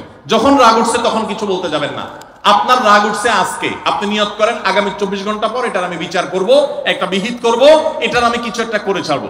24 ঘন্টা টাইম নেন, ইনশাআল্লাহ আপনি নিশ্চিত থাকেন 24 ঘন্টা পর যদি আপনি এটা নিয়ে বসেন তাহলে আপনার এই বসাটা অনেক বেশি হবে ন্যায়সঙ্গত। এটাতে কোনো প্রকার সীমালঙ্ঘন থাকবে না, রাগের চোটে অন্যায় আচরণ হবে না, জুলুম হবে না, বাড়াবাড়ি হবে না, যথাযথ শাসন হবে। যে কোনো মানুষের ক্ষেত্রে এটা প্রযোজ্য। আপনার একটা ছেলে এমন কোন অন্যায় কাজ করছে, আপনি এখন তাকে মাথা হট হয়ে গেছে, এখন শাসন করতে গেলে জুলুম হয়ে যেতে পারে, একটু সবর করেন, সময় নেন, দেখবেন রাগটা প্রশমিত হয়ে লেভেলে চলে আসছে। এরপর যদি শাসন করেন দেখবেন জুলুম হবে না। তো স্বামী স্ত্রী উভয়ের ক্ষেত্রে একই কথা প্রযোজ্য। ঝগড়া যখন করতে মন চায়, মেজাজ যখন গরম হয় তখন না করে একটু পরে করেন। আমি সৌদি আরবে প্রবাসে যখন ছিলাম আমি দেখেছি অনেক বাংলাদেশি ভাইরা, তখন নেটের এত বেশি প্রচলন ছিল না, তারা মোবাইলে একটার পর একটা কার্ড রিচার্জ করতো 50 রিয়াল 100 রিয়াল দিয়া। কেন? শুধুমাত্র বউয়ের সাথে ঝগড়া করার জন্য। কিসের জন্য? কারণ কথা বলতেছে, মনে করেন কোন একটা বিষয় নিয়ে তুমুল বিশ্বযুদ্ধ বেঁধে গেছে দুজনের, এখন এই পাশ থেকে ওই পাশ থেকে কথা চালাচালি ঝগড়াঝাটি চলতেছে, চিল্লানি চেঁচামেচি, হঠাৎ করে লাইন কেটে গেছে, ব্যালেন্স শেষ, দৌড় দিয়ে চলে গেছে দোকানে, এই তাড়াতাড়ি একটা কার্ড দেন ভাই, তাড়াতাড়ি রিচার্জ করতেছে। কেন? তাকে এখন কি করতে হবে? অসমাপ্ত ঝগড়ার সেকেন্ড ইনিংস শেষ করতে হবে। আবার কার্ড শেষ হয়ে যাচ্ছে, ইনিংস ঘোষণা হয়ে গেছে, আবার যায় সে কার্ড রিচার্জ করে থার্ড ইনিংসে ঝগড়া করছে। কত বড় বেকুব চিন্তা করে, কত বড় নির্বুদ্ধিতা। এই ঝগড়াটা স্বামী স্ত্রী দুই জায়গায় থাকেন, ফোনে যদি ঝগড়া হয়, আমি বুদ্ধি দেই যে ফোনটা যখনই দেখলেন যে ঝগড়া শুরু হয়ে গেছে তখন সাথে সাথে মোবাইলটা অফ করে ফেলা, অফ করে 3 দিন মাত্র রাখেন, অন্য একটা নাম্বার বাটন ফোন দিয়ে আপাতত অফিসের কাজ কাম ছাড়েন, আর বউয়ের সাথে যোগাযোগের নাম্বারটা 3 দিনের জন্য বন্ধ রাখেন। 3 দিন পরে মোবাইলটা আস্তে করে ওপেন করেন। এবার নিয়তি করেন যে ঝগড়া এটাই হবে, বরে বলবেন দেখো তোমার সাথে ঝগড়া এখানে এই পর্যন্ত থামতেছে, আমরা এখান থেকে আবার শুরু করবো ইনশাল্লাহ 3 দিন পর। 3 দিনের বিরতি দিচ্ছি, যুদ্ধ বিরতি, যথারীতি 3 দিন পরে আমরা আবার শুরু করব। 3 দিন পরে যদি শুরু করেন, আমি তো দায়িত্ব নিয়ে বলতে পারি, লিখিত দিতে পারি আপনাকে, 3 দিনের পর যখন আবার নতুন করে শুরু করবেন ইনশাআল্লাহ দেখবেন আগের ঝগড়ার যে দুইজনের একজনেরও আর কিছুই নেই। এখন বউরে যদি বলেন 3 দিন পরে ফোন দিয়া বলেন হ্যাঁ বলো তুমি জানি কি বলতেছিলা, দেখবেন যে আর কথা খুঁজে পায় না। আর আপনিও যদি বলেন যে হ্যাঁ আমি জানি কি বলতেছিলাম, দেখবেন এখন ঝগড়া করে জুত পাবেন না, গিয়ার একেবারে নরমালে চলে আসছে। এই জন্য ভাইরা রাগ যখন হয় ওই টাইমটাতে ঝগড়াঝাটি করতে হয় না, তাহলে সেক্ষেত্রে দাম্পত্য জীবনে অশান্তি থেকে অনেকখানি বাঁচা যায়। যে ঠিক আছে আমরা ঝগড়া করবো, এই বিষয়ে আমরা এখন কথা বলবো না, কালকে কথা বলবো, একটু অপেক্ষা করেন, উভয়ের জন্য সেখানে কল্যাণ থাকবে। আল্লাহ তাআলা আমাদের সবাইকে এসব বিষয়গুলোকে দেখে মেনে চলার তৌফিক দান করুন। আমি আবারও বলছি এই 10টা পয়েন্ট। নাম্বার 1, দাম্পত্য জীবনের সুখ শান্তির জন্য আল্লাহ তাআলার কাছে অনবরত সূরা ফুরকানের 74 নম্বর আয়াতে যে দোয়াটা আছে, রব্বানা হাব লানা মিন আজওয়াজিনা ওয়া যুররিয়াতিনা কুররাতা আয়ুন ওয়াজআলনা লিল মুত্তাকিনা ইমামা, এই দোয়া এছাড়া সাধারণভাবে আল্লাহর কাছে দোয়া করতে থাকে, আল্লাহ জীবনে যেন সঙ্গী হিসেবে যাকে পাবো সে যেন আল্লাহ ভীরু হয়, মুত্তাকি হয়, ভালো মানুষ হয়। এরপরও যদি খারাপ মানুষ পড়ে যায় তো মনে রাখবেন ফেরাউনকে আল্লাহ তাআলা আসিয়ার মতো নেককার মানুষ দিয়েছেন, আসিয়ার মতো নেককার মানুষের কাছে ফেরাউনের মতো অত্যাচারী স্বামী দিয়েছেন। আবার আল্লাহ তাআলা নূহ আলাইহিস সালামের মতো মানুষকে, লূত আলাইহিস সালামের মতো মানুষকে তাদের অবাধ্য এবং আল্লাহর প্রতি ঈমান আনে নাই এমন নারী, এমন স্ত্রী দিয়েছেন। অতএব পরীক্ষা হিসাবে নেবেন, কিন্তু দোয়া করতে থাকবেন। নাম্বার 1 হলো দোয়া করতে থাকা। 2 নম্বর হলো জীবন সঙ্গী নির্বাচনের ক্ষেত্রে ধার্মিকতাকে সবকিছুর উপরে প্রাধান্য দিবেন। ধার্মিকতা থাকলে বাকি সবকিছুতে কম্প্রোমাইজ করবেন, এক্ষেত্রে কম্প্রোমাইজ করবেন না। অনেকে বলে, মেয়ে যদি বলে না ধার্মিক ছেলের সামনে বিয়ে বসবো না, তো বাপ মা বা অন্য অনেকে বুঝায় যে না তুমি একটু কম্প্রোমাইজ করো, ছেলেকে পরে নামাজি বানাই নিও, ছেলের টাকা পয়সা আছে এটা ঠিক রাখো, নামাজি পরে বানাই নিও। সব সময় রেডিমেড পাইলে আপনি আর বানাতে যাবেন কেন? আগে দিনদারিতা দেখবেন, টাকা পয়সাওয়ালা বানাই নেওয়া যাবে, অন্য কিছু বানাই নেওয়া যাবে, কিন্তু দিনদারিতা সবকিছুর উপরে যেন থাকে। 3 নম্বর হলো সবর এবং শুকর। স্বামী স্ত্রী উভয়কে এটা যদি চূড়ান্ত ভাবে অবলম্বন না করে দাম্পত্য জীবনের শান্তি সম্ভব না। 4 নম্বর হলো একে অন্যের ভালো কাজগুলোর স্বীকৃতি দিতে জানতে হবে এবং প্রশংসা করতে জানতে হবে। এটা অনেক বড় একটা গুণ স্বামী স্ত্রীর, পরস্পরের প্রশংসা করতে পারা, এবং প্রশংসা করাটা একটা ভালো গুণ স্বামী স্ত্রীর। প্রশংসা করতে গিয়ে মিথ্যা বললে, বাড়িয়ে বললেও সেটা গুনাহ হবে না, স্বামী স্ত্রীর ক্ষেত্রে শুধুমাত্র এটা স্পেশাল। আর 5 নম্বর হলো স্বামী স্ত্রী পরস্পরের দুর্বল জায়গাগুলোতে আঘাত করা যাবে না। যে জিনিসটা কথা বললে তিনি মনে কষ্ট পান ওইটা তাকে বলা যাবে না, ওইগুলো থেকে এড়িয়ে চলতে হবে। যে এই বিষয়ে তিনি কথা বলতে চান না, স্বামী তার মায়ের বিষয়ে যদি বলে রাগ হয়ে যায় তাহলে এই বিষয়ে আমি কোনো কথা বলবো না, ভুল থাকলেও সেগুলো দেখেও না দেখার ভান করবো, সবর করবো। আর 6 নম্বর হলো স্বামী স্ত্রী একে অন্যকে সময় দিবেন। সময় যদি দেন, এখন মহিলারাও সময় দেয় না, পুরুষরাও সময় দেয় না, এই জন্যই ভুল বোঝাবুঝি তৈরি হয়, দূরত্ব তৈরি হয়। এখন ভালোবাসা আদান প্রদান করার জন্য SMS, হোয়াটসঅ্যাপ, মেসেঞ্জার, বিভিন্ন রকমের যোগাযোগের মাধ্যম আছে, ফোন আছে, ভিডিও কল আছে।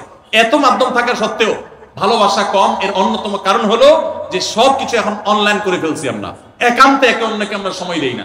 সময় দেওয়াটা হলো একটা বড় কাজ। 7 নম্বর হলো অন্যের সুখ শান্তিতে আছে, তাদের ঝগড়াঝাটি হয় না, তারা একে অন্যের প্রতি খুব কেয়ারি। এই সমস্ত গল্প শুনে, মিথ্যা গল্প কিংবা সত্য গল্প শুনে প্রতারিত হতে যাবেন না। মনে রাখবেন আপনি তার চাইতে অনেক দিক থেকে সুখে আছেন, সেটা হয়তো আপনার মাথায় আসছেন, আপনি খুঁজে বের করেন, নিশ্চয়ই অনেক সুখের পয়েন্ট আল্লাহ আপনাকে দিয়ে রেখেছেন। আর 8 নম্বর হলো একে অন্যকে ক্ষমা করতে জানতে হবে, কোনো কিছু ভুল হলে স্বীকার করতে জানতে হবে। 9 নম্বর হলো একে অন্যের প্রতি সংশয় করা, সন্দেহ করা, রোগ থেকে বেঁচে থাকতে হবে। সন্দেহ করা খুবই খারাপ জিনিস এবং সন্দেহের সূত্র তৈরি হতে পারে, সেই পথগুলো বন্ধ করে ফেলতে হবে। আর 10 নম্বর হলো যদি একে অন্যের কোনো ভুল সংশোধন করতেও হয় রাগের মাথায় সেটা করা যাবে না, বরং ঠান্ডা মাথায় করতে হবে। ঠান্ডা মাথায় যখন একটু ফ্রেশ হবেন, নরমাল হবেন, তারপরে করতে হবে ইনশাআল্লাহ, তাহলে ব্যালেন্স হবে এবং জুলুম হবে না। আল্লাহ তাআলা আমাদের সবাইকে সুখী দাম্পত্য জীবন নসিব করুন, বলুন আমিন। আমাদের দাম্পত্য জীবনের সুখ শান্তির উপরে আমাদের জান্নাত অনেকখানি নির্ভর, আমাদের জাহান্নাম থেকে মুক্তি অনেকখানি নির্ভর। কারণ দিনদার জীবন সঙ্গী সঙ্গিনী না হলে, জীবন সঙ্গী সঙ্গিনী মুত্তাকি না হলে জান্নাতের পথের যাত্রাটা অনেক কঠিন হয়ে যায়। এজন্য পরস্পরের জন্য দোয়াও করতে থাকবো, চেষ্টাও করতে থাকবো। আল্লাহ তাআলা আমাদের সবাইকে সেই তৌফিক দান করুন। জাযাকুমুল্লাহু খাইরা ওয়া আখিরু দাওয়ানা আলহামদুলিল্লাহি রাব্বিল আলামিন। যেহেতু গভীর হয়ে গেছে, আমরা প্রশ্নোত্তর বাদ রাখি। ভাইরা আমার, প্রশ্নোত্তর অন্য কোনো সময় করি ইনশাআল্লাহ, কারণ রাত 12টা পার হয়ে গেছে। প্রশ্নোত্তরটা আমরা আজকে থাকি, কি বলেন?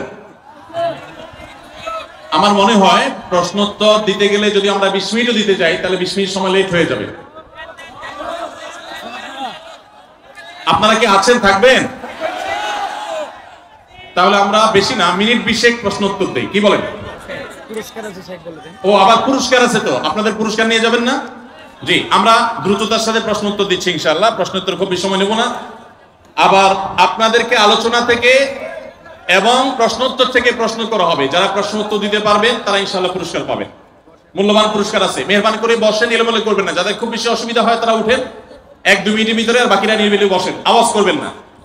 বিসমিল্লাহ। প্রথম প্রশ্ন হলো, আমি গতকাল রাতে ঘুমানোর পর স্বপ্নে দেখেছি যে আমি ইসরায়েলের বিরুদ্ধে যুদ্ধে শরীক হয়েছি। এটা কি শয়তানের ধোঁকা? দয়া করে বুঝিয়ে বলবেন। শয়তানের ধোঁকা হতে যাবে কেন ভাই? এটা তো বাহ্যিক ভাবে ভালো স্বপ্ন, আলহামদুলিল্লাহ। অভিশপ্ত ইহুদিরা যেখানে আমাদের প্রথম কেবলা মসজিদে আকসা, সেই আমাদের দ্বিতীয় কেবলা, আমাদের অপর কেবলা, নবী করিম সাল্লাল্লাহু আলাইহি সাল্লাম যে কেবলার দিকে ফিরে মদিনায় এসে অনেক মাস সালাত আদায় করেছেন, সেই কেবলার দিকে, সেই কেবলার উপর তারা জুলুম করছে, সেটাকে দখল করে আছে। মসজিদে আকসার উপরে তারা অত্যাচার করছে, অবিচার করছে, ফিলিস্তিনের মানুষদের উপরে নির্বিচারে গণহত্যা চালাচ্ছে। এই মানুষগুলোর বিরুদ্ধে আপনি যুদ্ধে সামিল হয়েছেন, এই স্বপ্নে দেখা তো ভালো স্বপ্ন, আলহামদুলিল্লাহ। আমরা আমাদের সাধ্য অনুযায়ী অবশ্যই এই অনাচার, এই জুলুমের বিরুদ্ধে আমাদের সাধ্য অনুযায়ী আমরা প্রত্যেকটা মানুষ অবস্থান নেওয়ার চেষ্টা করব। আল্লাহ তাআলা আমাদের সবাইকে আমাদের প্রত্যেকের দায়িত্ব যথাযথভাবে পালন করার তৌফিক দান করুন, আমিন। ভাইরা আমার, মজলুম ফিলিস্তিনি ভাই বোনদের জন্য আর কিছু না পারেন, ইসরায়েলিদের, ইহুদিদের যে পণ্যগুলো আমাদের মুদি দোকানে, আমাদের বাসা বাড়িতে, ঘরে বাড়িতে ভরপুর, সেই জিনিসগুলো আমরা আর কিনবো না, নিজের টাকায় তাদের পণ্য কিনবো না। ঠিক আছে তো ইনশাআল্লাহ? আল্লাহ আমাদের তৌফিক দান করুন। আমি একটি মেয়েকে পছন্দ করি, মেয়ের পরিবার আমার পরিবার থেকে প্রস্তাব দিয়েছে, কিন্তু আমি বেসরকারি চাকরি করি, এই জন্য আমার সাথে তারা বিয়ে দিতে চাচ্ছে না। আমাকে 2 বছর সময় দিয়েছে, সরকারি ভালো একটা চাকরি পেলে তারপর তারা বিয়ে দিবে। এখন আমি কি করব? ভাইরা আমার, এইরকম কোন কপাল পড়া মেয়ের বাবা যদি থাকে যে সে ছেলে না খুঁজে সরকারি চাকুরে খুঁজছে, তাহলে সেক্ষেত্রে এইরকম মেয়ে বিয়ে করার জন্য অপেক্ষা করার চাইতে যেই মেয়ের বাবা একজন ভালো মানুষ খুঁজে আপনি তার কাছে যান। এখন সমস্যা হলো, আমাদের ছেলে মেয়েরা আগে থেকে পছন্দ ঠিক করে ফেলে তারপরে সেটা বাস্তবায়নের জন্য সে হন্যে হয়ে যায়, মনে করে এখানে সকল সুখ আছে। যারা টাকা ছাড়া আর কিছু চিনে না, তাদের সাথে আত্মীয়তা করার চেষ্টা করবেন না। আপনি বরং তাদেরকে বাদ দিয়ে ভালো বহু ফ্যামিলি আছে যারা দিনদার মানুষ খোঁজে, তাদেরকে আপনি আপনার জীবন সঙ্গী হিসাবে, আপনার আত্মীয় হিসাবে গ্রহণ করার জন্য চেষ্টা করেন, ইনশাআল্লাহ সেটা আপনার জন্য উত্তম হবে। মেয়েদের সেজদা আর পুরুষদের সেজদার মধ্যে কোনো পার্থক্য আছে কিনা? দেখুন, ছেলে এবং মেয়েদের সিজদার মধ্যে কোনো পার্থক্য আছে কিনা, উলামায়ে আহনাফ বা হানাফি মাযহাবের মতে ছেলেরা যেভাবে সিজদা দিবে, মেয়েরা তার চাইতে জড়সড় হয়ে সিজদা দিবে। এটা তাদের শারীরিক অবকাঠামোর কারণে, বিভিন্ন আসার দ্বারা এর সপক্ষে তারা প্রমাণ দিয়ে থাকেন। এর বাইরে সৌদি আরব উলামায়ে কেরাম এবং অন্যান্য উলামায়ে কেরাম অনেকে তারা বলেন যে না, ছেলে এবং মেয়েদের নামাজের কোনো পার্থক্য না। তবে তারাও অবশ্য কিছুটা জড়সড় হওয়ার কথা বলেন, কিন্তু এই পার্থক্যটার উপরে নামাজ হওয়া না হওয়া নির্ভর করে না। এটা নিয়ে আমরা অনেকে অনেক বেশি বিতর্কাবস্থা করি, এটাকে অনেক বড় করে দেখি। কোন আলেমের মতে, উভয় পক্ষের কোন আলেমের মতেই কিন্তু বিষয়টা এরকম না যে এটার উপরে নামাজ শুদ্ধ হওয়া না হওয়া, বাতিল হওয়া নির্ভর করে, শুদ্ধ হওয়া নির্ভর করে, এরকম বিষয় না। সুন্নাহ কোনটা আর খেলাফে সুন্নাহ কোনটা, এটা নিয়ে মত পার্থক্য আছে। ফরজ ওয়াজিব না বিষয়টা, যে এটাকে কেন্দ্র করে নামাজ হওয়া না হওয়ার ব্যাপার আছে। আপনার বক্তব্যের মাধ্যমে জানতে পারি যে আপনি যে মসজিদে ইমামতি করেন তার পাশের বাড়ির মহিলাটি সারা বাংলাদেশ এবং ইন্ডিয়াতে চিকিৎসা করে ভালো হয়নি, পরবর্তীতে আপনার সাথে যোগাযোগ করে একজন ভালো আলেমের কাছে পাঠান। দেখুন, যাদের জিন জাদু বা ব্ল্যাক ম্যাজিকের সমস্যা আছে, যাদের নরমাল ট্রিটমেন্ট করে কোনোভাবে কোনো রোগ ধরা পড়ে নাই, ডায়াগনোসিস হয় না, তারা রুকিয়া করবেন। রুকিয়ার জন্য কোনো বিশেষ রাখি হতে হবে কোনো জরুরি না। আল্লাহ তাআলা কাকে কার হাত দিয়ে শেফা দিবেন সেটা আল্লাহ তাআলা ভালো জানেন। সোশ্যাল মিডিয়াতে অনেকগুলো রুকিয়া সাপোর্ট গ্রুপ আছে, এই সমস্ত গ্রুপগুলোতে আপনি একটু বিচরণ করলে আপনি অনেকগুলো পরামর্শ পাবেন যে সেলফ রুকিয়া, নিজে রুকিয়া করতে পারবেন। কোনো মানুষ দিয়েই করাইতে হবে এটা জরুরি না, আপনি নিজে রুকিয়া শুরু করে দেন। এবং এর বাইরে আপনি রাখিও পাবেন। কোনো ক্ষেত্রে আমাদের অফিসে গেলে অফিসিয়ালি না বললেও আমরা ব্যক্তিগত পর্যায়ে অনেক সময় অনেক রাখিদের নাম্বার অফিস থেকে দেওয়া হয়, আপনার সেখানে সংগ্রহ করতে পারবেন। সামর্থ্য থাকলে পুরুষরা 4টি বিয়ে করতে পারে। একজন অসহায় এতিম অবিবাহিতা মেয়েকে বিবাহিত পুরুষ বিয়ে করলে সমাজের মানুষরা দ্বিতীয় স্ত্রীকে ধিক্কার দিয়ে কথা বলে, দেখে শুনে অন্য মেয়ের সংসার নষ্ট করেছে। তাহলে যদি দ্বিতীয় স্ত্রী বিয়ে করার কারণে গুনাহগার হয়, তাহলে কথাটি মহান আল্লাহর বিরুদ্ধে চলে যাওয়া হয় কিনা? খুবই দরকারি একটা প্রশ্ন। দেখুন, কোন পুরুষ তিনি যদি আরেকজন মেয়েকে বিয়ে করেন কোন বিধবা, কোন তালাকপ্রাপ্তা, কোন অসহায় নারীকে আশ্রয় দেওয়ার নিয়তে, এবং এটা যদি নিতান্তই তার এই সৎ উদ্দেশ্যে হয়ে থাকে, সেক্ষেত্রে এটাকে ভালোভাবে দেখা উচিত, খারাপভাবে দেখা উচিত না। আমাদের সমাজটা এমন হয়ে গেছে যে মানুষ জেনা করবে ওইটা নিয়ে আপত্তি নেই, কিন্তু একাধিক বিয়ে করলে কি আছে? আপত্তি আছে। তবে যারা একাধিক বিয়ে করে তাদের মধ্যে লক্ষ্য রাখতে হবে, ইনসাফ করা যদি না যায় তাহলে একাধিক বিয়ে করা জায়েজ নাই। অনেকে আছে বিয়ে 2টা করেছেন, 3টা করেছেন, যেটা নতুন করেছেন ওই বউ নিয়ে খুব আছেন, আগের গুলার খোঁজ খবরও নাই, বরণ পোষণ দেওয়ার খবর নাই, হক আদায় করার খবর নাই। এদের জন্য দ্বিতীয় বিয়ে করা জায়েজ নাই, পরিষ্কার ভাবে হাদিসে কোরআনে নিষেধ। অতএব মনে রাখবেন, কোন বিধবা মেয়েকে, তালাকপ্রাপ্তা মেয়েকে, অসহায় মেয়েকে বিয়ে করা এটা জায়েজ আছে, প্রশংসনীয়। তবে আপনি সেই বিয়েটা করার পর প্রথম স্ত্রীর সাথে আপনি সুবিচার করতে পারবেন কিনা, আবার এই বিয়ে করার পর প্রথম স্ত্রী এবং তার পরিবার তরফ থেকে যে প্রেসার আসবে আপনি সেই প্রেসারে এটা ঠিক রাখতে পারবেন কিনা, সেগুলো আপনি মাথায় রাখেন। অযথা শুধু আবেগের বশে একজন নারীকে বিয়ে করে বসলেন, এরপরে বাধ্য হয়ে আপনি আবার তাকে তালাক দিতে হলো, তখন আপনি তার উপকার করতে গিয়ে আরো ক্ষতি করলেন। এই বিষয়গুলো অত্যন্ত সেন্সিটিভ। এই জন্য নিজের অবস্থান বিচক্ষণ বিদগ্ধ কোন মানুষের সাথে, আলেমের সাথে, একাধিক আলেমের সাথে পরামর্শ করে তারপরে সিদ্ধান্ত নেবেন। হুটহাট শুধু আবেগ করে সিদ্ধান্ত নেবেন, এরপর আপনাকে পস্তাতে হতে পারে। এই জন্য বোনদেরও উচিত যে আপনি বিধবা হয়েছেন, তালাকপ্রাপ্তা হয়েছেন, কোন পুরুষ আপনাকে প্রস্তাব দিলেই হুট করে রাজি হবেন না। সে কতটা টলারেট করতে পারবে, সে কতটা সহ্য করতে পারবে, এবং তার যে চাপ আসবে সেটা কতটা সামলাতে পারবে, আদৌ চাপ আসবে কিনা, এগুলো সব হিসাব নিকাশ করেন। যদি মনে হয় যে না এটা আপনার জন্য উচিত হবে না, সুইটেবল হবে না, তাহলে ভিন্ন চিন্তা করবেন। আবেগে শুধুমাত্র গা ভাসাতে যাবেন না। তবে সাধারণ পুরুষরা যদি কোনো, যিনি জীবনে বিয়ে করেন না, প্রথম বিয়ে করবেন, প্রথম বিয়ে হিসেবে কোনো তালাকপ্রাপ্তা, কোনো বিধবা, কোনো এতিম, কোনো অসহায় মেয়েকে যদি কেউ বিয়ে করেন, তাহলে শুধুমাত্র এই সহায়তা দেওয়ার নিয়তে, আশ্রয় দেওয়ার নিয়ত করলে সেটা আরো সওয়াবের কারণ হবে। আমাদের সমাজ অনেক ক্ষেত্রে এত নষ্ট হয়েছে যে এই ধরনের পরিস্থিতিতে সমালোচনা করা হয়, খারাপ চোখে দেখা হয় যে সে কেন নিজের চাইতে সমবয়সের বা বয়স্ক অথবা তালাকপ্রাপ্তা অথবা বিধবা কাউকে বিয়ে করেছে। কোন মেয়ে তালাকপ্রাপ্তা হওয়া কিংবা বিধবা হওয়া, কোন কারণে সংসার বিচ্ছেদ হওয়া, ভেঙে যাওয়া, এটা সবসময় মেয়েদের দোষের কারণে হয় তা না। বিধায় এগুলোর কারণে মেয়েদেরকে কোণঠাসা করা, বাজে কথা বলা, এটা সামাজিক কুসংস্কার, এগুলোর বিরুদ্ধে আমাদেরকে সংগ্রাম করতে হবে। আমার পরিচিত একজন মানুষ মুখে দাড়ি রেখেছিলেন। সে ব্যবসা করে দাড়ি রাখার কারণে তার দোকানে মেয়ে কাস্টমার আসে না বলে তার ধারণা। তারপর সে মুখে বড় বড় দাড়ি কেটে ফেলে। তার জন্য কি হবে? দেখুন, মুখে দাড়ির কারণে দোকানে কাস্টমার আসে না, এটা যদি কোন দোকানে মহিলা কাস্টমার আসে না, এটা যদি কোনো দোকানদার বলে বা মনে করে, তাইলে বুঝতে হবে দোকানদার হিসাবে তিনি কখনো যোগ্য দোকানদার হতে পারেন। কারণ যোগ্য দোকানদার হতে পারলে দাড়ির সাথে কাস্টমারের আসা না আসার সম্পর্কটা সেভাবে হওয়ার কথা। আপনার যদি এরকম কাজ হয় বাস্তবে, তারপরেও নিজের অবস্থান রাখা যাবে না। সামান্য একটু কাস্টমারের জন্য বা কেনাবেচার ধান্দা লোভে আপনি আপনার দাড়ি চেঁচে ফেলেছেন, আল্লাহর কাছে কি জবাব দিবেন? জান্নাত চাইবেন কিয়ামতের ময়দানে? এত সোজা? আপনি একটা হকালালি চলবেন, কত বাধা আসবে, সেই বাধাগুলো ডিঙ্গাবেন, সবর করবেন, এই জন্যই তো আল্লাহ আপনাকে জান্নাত দিবে।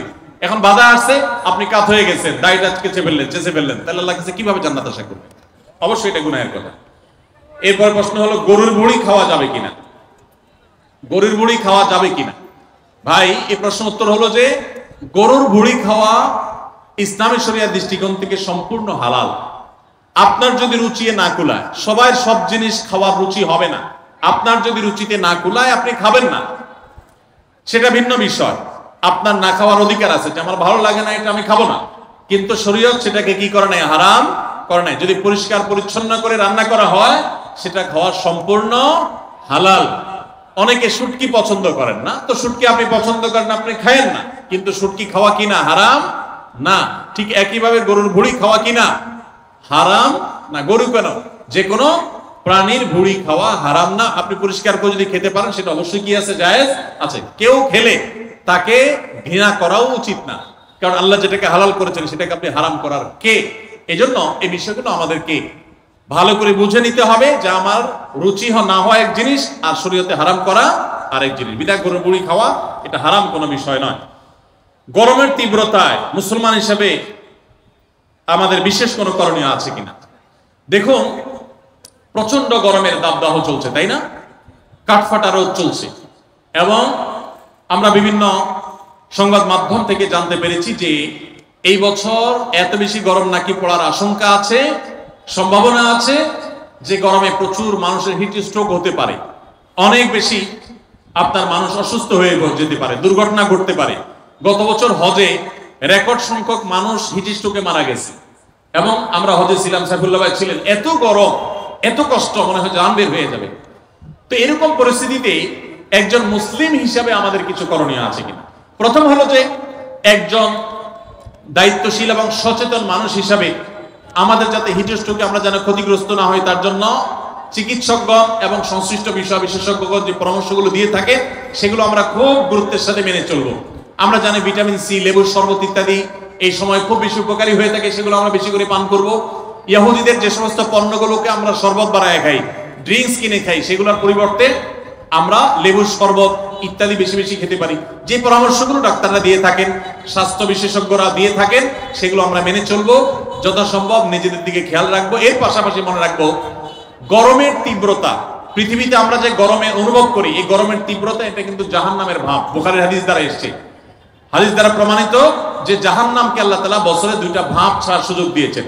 জাহান্নামের দুইটা ডিপার্টমেন্ট আছে, দুইটা বিভাগ আছে, একটা জামহারির ঠান্ডা আর একটা নার হলো আগুন। আগুন এবং ঠান্ডা উভয় ডিপার্টমেন্ট থেকে বছরে দুইবার ভাব ছাড়া হয়। এই ভাবটাই আল্লাহ পৃথিবীতে এক এক জায়গায় এক এক সময় বন্টন করে দেন, ঠান্ডা এবং গরম আমরা অনুভব করি। এটা জাহান্নামের ভাব হওয়ার কারণে গরমের তীব্রতায় কিংবা শীতের তীব্রতায় একজন মুসলমান জাহান্নামের কথা স্মরণ করবেন এবং আল্লাহর কাছে জাহান্নাম থেকে পানা চাইবেন এবং তিনি চিন্তা করবেন। কোরআনে আল্লাহ উল্লেখ করেছেন, কুল নারু জাহান্নামা আশাদ্দু হাররা, তোমরা যে গরমের তীব্রতা অনুভব করছো জাহান্নামের আগুনের তীব্রতা গরম এর চাইতে অনেক বেশি। দুনিয়াতে আমরা যে আগুন জ্বালিয়ে থাকি, আমরা চুলাতে রান্না বাড়ার সময় যে আগুন জ্বালিয়ে থাকি এর চাইতে ফ্যাক্টরিতে যে সমস্ত আগুন জ্বালানো হয় সেগুলোর তীব্রতা অনেক বেশি। দুনিয়াতে আগুন যত তীব্র হতে পারে জাহান্নামের আগুন তার চাইতে 70 গুণ বেশি তীব্র। ভাইরা আমার, তো এই জন্য এই গরমের তীব্রতা আল্লাহর কাছে জাহান্নাম থেকে পানা চাইবো। অনেকে গরম তীব্র হলে গালিগালাজ শুরু করেন, বিদ্যুৎ গেলে বিদ্যুৎ কর্তৃপক্ষের 14 গোষ্ঠী ধরে গালিগালাজ করেন, গরমের মা বাপ তুলে অনেকে গালিগালাজ করে, আছে না নেই? আর কিছু না হোক একটা নরমাল গালি দেয়, বউয়ের ভাইয়ের কথা বলে যে অমুকের গরম, বলে কি বলে না? তো এই ধরনের যে কথা বলা হয় এগুলা অনেকে আমাদের নিজের অজান্তে বলি, যে গরমে সহ্য করতে না পেরে গরমের মা বাপ তুলে গালিগালাজ করে দিলাম। তো এটাতে কি গরম কমবে? আরো গরম বাড়বে। কোন গরম বাড়বে? মাথা গরম হবে, মেজাজ গরম হবে, আরো গরম বাড়বে, লাভ হবে না। তিরমিজির একটা হাদিস আছে, যে জিনিসটাকে গালি দেওয়া যায় না, অভিশাপ দেওয়া যায় না, ওইটাকে যদি কেউ অভিশাপ দেয় তাহলে সে অভিশাপ তার উপরে এসে বর্তা। এই জন্য ধৈর্য না হারানো, সবর করা। আল্লাহ তাআলা আমাদেরকে সবর করার তৌফিক দান করুন। সেই সাথে গরমের তীব্রতা কমানোর জন্য প্রত্যেকটা মানুষ প্রচুর পরিমাণে গাছ লাগানোর চেষ্টা করবেন। আপনারা জানেন যে আমাদের দেশে যেই পরিমাণ বনাঞ্চল থাকা দরকার, এগুলা নানান সময়ে কলকারখানার নামে, এগুলা নানান সময় নানা নামে নিধন করা হয়। আমরা নিজেরাও প্রয়োজনে অপ্রয়োজনে নিধন করি। ইসলাম সাদকায়ে জারিয়া হিসাবে গাছ লাগাইতে আমাদেরকে উৎসাহিত করেছে।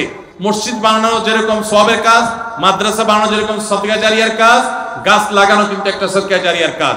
আমরা গত বছর আসুন্নাহ ফাউন্ডেশন থেকে 1 লক্ষ গাছ লাগিয়েছি সারা দেশে।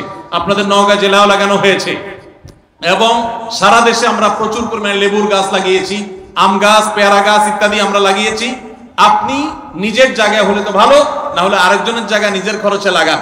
ভাই গাছটা আপনি ভোগ করেন, আমি লাগাই সব কামাই করলাম। এই গাছ বড় হবে, ছায়া দিবে, এক সময় গরমের তীব্রতা একটু হলেও কমতে সাহায্য করবে। এর মাধ্যমে আপনি আল্লাহর কাছে সওয়াব পেয়ে যাবেন। বিধায় গরমের তীব্রতায় ইমানদার সে আল্লাহ তাআলার কাছে সবর করবে এবং এই ধরনের সওয়াবের কাজ করবে, জাহান্নাম থেকে পানা চাইবে। এবং বিশেষ করে গরমের দিনে রোজা রাখা একটু কষ্টে, ওই কষ্টের সময় রোজা রাখার আবার সওয়াব আছে। সোমবার বৃহস্পতিবার রোজাগুলো একটু কষ্ট করে রাখবেন। এবং সাধারণত গরমের সময় দিন অনেক বড় হয়, রাত অনেক ছোট হয়। তো এই জন্য এশার পর তাড়াতাড়ি শুয়ে গেলে ফজর নামাজ পড়াটা সহজ হবে। আল্লাহ তাআলা আমাদের সকলকে গ্রীষ্মকালীন যে আমলগুলো আছে সেগুলো গুরুত্বের সাথে পালন করার তৌফিক দান করুন। এরপর প্রশ্ন হলো, আমি একজন বিবাহযোগ্য যুবক, অনার্স 3য় বর্ষে পড়ছি। অনেকদিন যাবৎ আমি হারাম সম্পর্কে জড়িত আছি। চরিত্র হেফাজতের জন্য আমি এখন বিবাহ করতে চাচ্ছি, কিন্তু আমার পরিবার কোনোভাবে রাজি নয়। চরিত্র হেফাজতের জন্য এখন আমার করণীয় কি? নামটা একটু উল্লেখ করে বলবেন যাতে আমার মা বাবা বুঝতে পারে। যেহেতু অনুরোধ করেছেন উনি এবং নাম লিখেই দিয়েছেন, তাইলে নাম তো আমাকে বলতেই হয়, মোহাম্মদ রিজভী আহমেদ রেজওয়ান। এই ছেলের বাপ যদি এখানে থেকে থাকেন, বাবাজি ছেলেটার দিকে একটু দয়া মায়া করেন।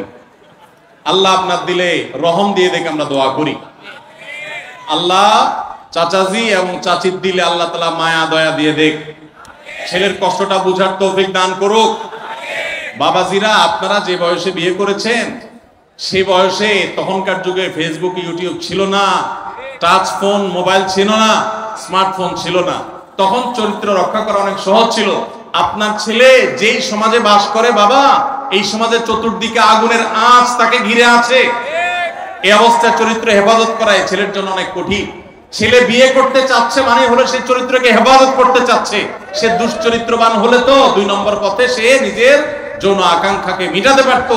সে তো সৎ থাকতে চাচ্ছে, অতএব নিজের সন্তানের এই সৎ ইচ্ছাকে সাধ্য অনুযায়ী পূরণ করার চেষ্টা করেন। আর সেই সাথে যে যুবক এই কাগজ লিখে পাঠিয়েছেন, আমরা তাকেও বলতে চাই, শুধুমাত্র আমাকে কাগজ ধরায় না দিয়া নিজে একটু আয় রোজগার শুরু করে দেন। বাপের হোটেলে খাবেন আর আমাকে দিয়ে বাপকে বুঝাইয়া আরেকটা বউ আনায়া তারেও বাপের ঘাড়ে চাপাই দিবেন খাওয়ানোর জন্য। এটা তো উচিত কথা হয় না ভাই। আপনি নিজে টিউশন শুরু করে দেন, কাজ শুরু করে দেন। যুবক ভাইরা, আমি নিজে ছাত্র জীবনে 4টি বছর মসজিদে ইমামতি করেছি, টিউশনি করেছি, করে বাবার সংসারে কন্ট্রিবিউশন করেছি। কারণ এক সময় বাবার অনেক ব্যবসা বাণিজ্য ছিল, অনেক বড় ধরনের দুর্ঘটনা হয়ে বিরাট লস টস খেয়ে ফেলেছেন। আমি তখন নিজে চাকরি করে, একটা নয় একাধিক চাকরি করে বাবার সংসারে আমি অংশগ্রহণ করেছি, টাকা পয়সা দিয়েছি। এবং আমার স্পষ্ট মনে আছে 4 বছর আমি একটা মসজিদে ইমামতির চাকরি পেয়েছি। 600 টাকা বেতন দেয়া হতো। যশোরের যুব প্রশিক্ষণ কেন্দ্র সরকারি একটা অফিস, সেই অফিসের মসজিদে আমি ইমামতি করতাম। যুব প্রশিক্ষণ কেন্দ্রের মসজিদে প্রতি মাসে 600 টাকা করে বেতন পেতাম। 4 বছরের মধ্যে এই 600 টাকা থেকে কোনোদিন 6 টাকা নিজের খরচের জন্য কেটে রাখি নাই। নিজে কষ্ট করে চলতাম, অন্য কোনো ভাবে ম্যানেজ করতাম বা বাবার কাছে লাগলে পরে চেয়ে নিতাম, কিন্তু বেতনের পুরো টাকাটা বাবাকে তুলে দিতাম, জাস্ট আমার পক্ষ থেকে বাবাকে হেল্প করার জন্য। আবার একই সঙ্গে মক্তব পড়াতাম, ইমামতি করতাম, 3-4 কিলোমিটার দূরে সাইকেল চালিয়ে ক্লাস করতাম। এবং এইভাবে পড়াশোনা করে ক্লাসে সব সময় ফার্স্ট থেকেছি। এইভাবে পড়াশোনা করে 10 stand, 2nd stand, 3rd stand, 3টা স্ট্যান্ড করেছি। এইভাবে কয়েক মাইল সাইকেল চালিয়ে, পরীক্ষা দিয়ে, পড়ালেখা করে, চাকরি করে সংসারকেও সহযোগিতা করেছি, নিজেও স্বাবলম্বী হয়েছি। আবার পরীক্ষা দিয়ে আলহামদুলিল্লাহ প্রতিটি পরীক্ষায় ফার্স্ট হয়েছি এবং বোর্ড পরীক্ষায় সারা দেশের মেধা তালিকায় কখনো 10ম, কখনো 3য়, কখনো 2য় স্ট্যান্ড করেছি আলহামদুলিল্লাহ। এই কথা আপনাদেরকে গল্প কেন শুনালাম? কারণ যুবকরা বাপ মা বিয়ে দেয় না, হুট করে একটা কাগজ ধরায় দেন আমারে। কেন আপনি কাজ শুরু করে দেন, টিউশন শুরু করে দেন, ইনকাম করা শুরু করে দেন। অনেক যুবক বলে যে ভাই, মেয়ের বাবারা পয়সাওয়ালা ছাড়া বিয়ে দিতে চায় না, নিজের বাবা বিয়ে দিতে চায় না। আমি বলি যে আপনি উপার্জন শুরু করেন। টাকা যখন কামাই করবেন দেখবেন সব সুর নরম হয়ে আসছে। বাপের সুরও নরম হয়ে আসছে, মায়ের সুরও দেখবেন নরম হয়ে আসছে। হ্যাঁ, যে মেয়ের বাপ দিতে চায় না সেই মেয়ের বাপও দেখবেন এখন সিরিয়াল ধরছে। এই জন্য উপার্জন শুরু করে দেন, ঠিক আছে না ইনশাআল্লাহ? ভাইরা আমার, ছাত্র জীবনে বিশেষ করে অনেকের অফুরন্ত সময় থাকে। এই সময়গুলোতে প্রোডাক্টিভ কিছু না করলে শয়তান তখন খারাপ বন্ধুদের পালায় ফেলে এবং মানুষ খারাপ কাজ করে। আল্লাহ তাআলা আমাদের সমস্ত যুবকদের চরিত্রগুলোকে হেফাজত রাখার তৌফিক দান করুন। এবং যতদিন পর্যন্ত বিয়ে না হচ্ছে ততদিন পর্যন্ত রোজা রাখবেন এবং সেই সাথে নিজের চোখকে হেফাজত করবেন, সবর করবেন, নিজেকে নিয়ন্ত্রণ করবেন।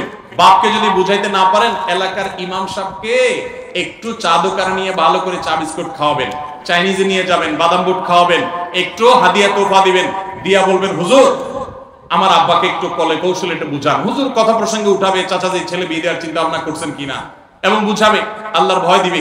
আমি একবার ঢাকায় পল্টনে একটা হোটেলে উদ্বোধনে গেছিলাম, একটা খাবারের হোটেলে। তো উদ্বোধন অনুষ্ঠান শেষে আমি বের হয়ে আসবো, এক ছেলে একটু স্বাস্থ্য বেশ ভালো, সে দেখি একজনের হাত ধরে টানতে টানতে আমার কাছে নিয়ে আসে। আয়সা ভিড়ের মধ্যে বলতেছে হুজুর একটু থামেন থামেন। আমি দেখলাম কাহিনী কি, লোকটা ইয়াং ছেলে একজন মুরব্বীকে ধরে নিয়ে আসছে। তো আয়না বলতেছে হুজুর উনি আমার আব্বা, বহুদিন বলছে বিয়ের কথা, কোনো কথা শুনে না। আজকে হুজুর আপনার সামনে পাইছি, একটু আপনি ধরেন বুঝা। আমি চিন্তা করলাম এরকম তো পরিস্থিতির মুখে কখনো পড়ি নাই, তার বাপরে একটু বুঝা টুঝা কি বলবো, বাইরে চলে আসছে। তো এরকম তাৎক্ষণিক বুঝ দিয়ে হবে না, ইমাম সাহেবদের সাথে বাইর করেন, ইমাম সাহেবরা আস্তে আস্তে বুঝাবে তাদেরকে, আর নিজে উপার্জন শুরু করে দেন। এবং মুরব্বীদেরকে সিরিয়াসলি বলছি, নবী সাল্লাল্লাহু আলাইহি ওয়াসাল্লাম বলেছেন, তোমাদের সন্তানরা যখন বিয়ের উপযুক্ত হয়, তাদেরকে বিয়ে দিতে উপযুক্ত পাত্র বা পাত্রী পেয়ে গেলে আর এক মুহূর্ত বিলম্ব করবে না। যদি দেরি করো তাহলে জেনা, ব্যভিচার এবং চরিত্রহীনতা বাড়বে। এগুলোর দায় কিন্তু বাবা মাকে বহন করতে হবে। এজন্য বাবা মাদেরকে আল্লাহ তাআলা বুঝার তৌফিক দান করুন। আমার বড় বোন পর্দা করে চলে না, ছোট ভাই হিসাবে আমি কি করতে পারি? আমার আব্বু আম্মু ও বড় বোনকে কিছু বলে না। দেখুন, পরিবারের কোনো সদস্য যদি পর্দাহীনতার মধ্যে থাকেন, আপনারা তাদেরকে বুঝাবেন। যাকে দিয়ে বুঝালে কাজ হবে তাকে দিয়ে বুঝাবেন। যেভাবে বললে বুঝালে কাজ হবে, হাদিয়া দিলে কাজ হলে হাদিয়া দিবেন, এবং সেই সাথে চোখের পানি ফেলে দোয়াও করবেন। কায়মন বাক্যে আল্লাহর কাছে দোয়া করবেন, হেদায়েতের মালিক আল্লাহ তাআলা। এরপরও যদি আল্লাহ না করুক, পথে না আসে, আল্লাহর কাছে আপনার দায় অন্তত থাকবে না।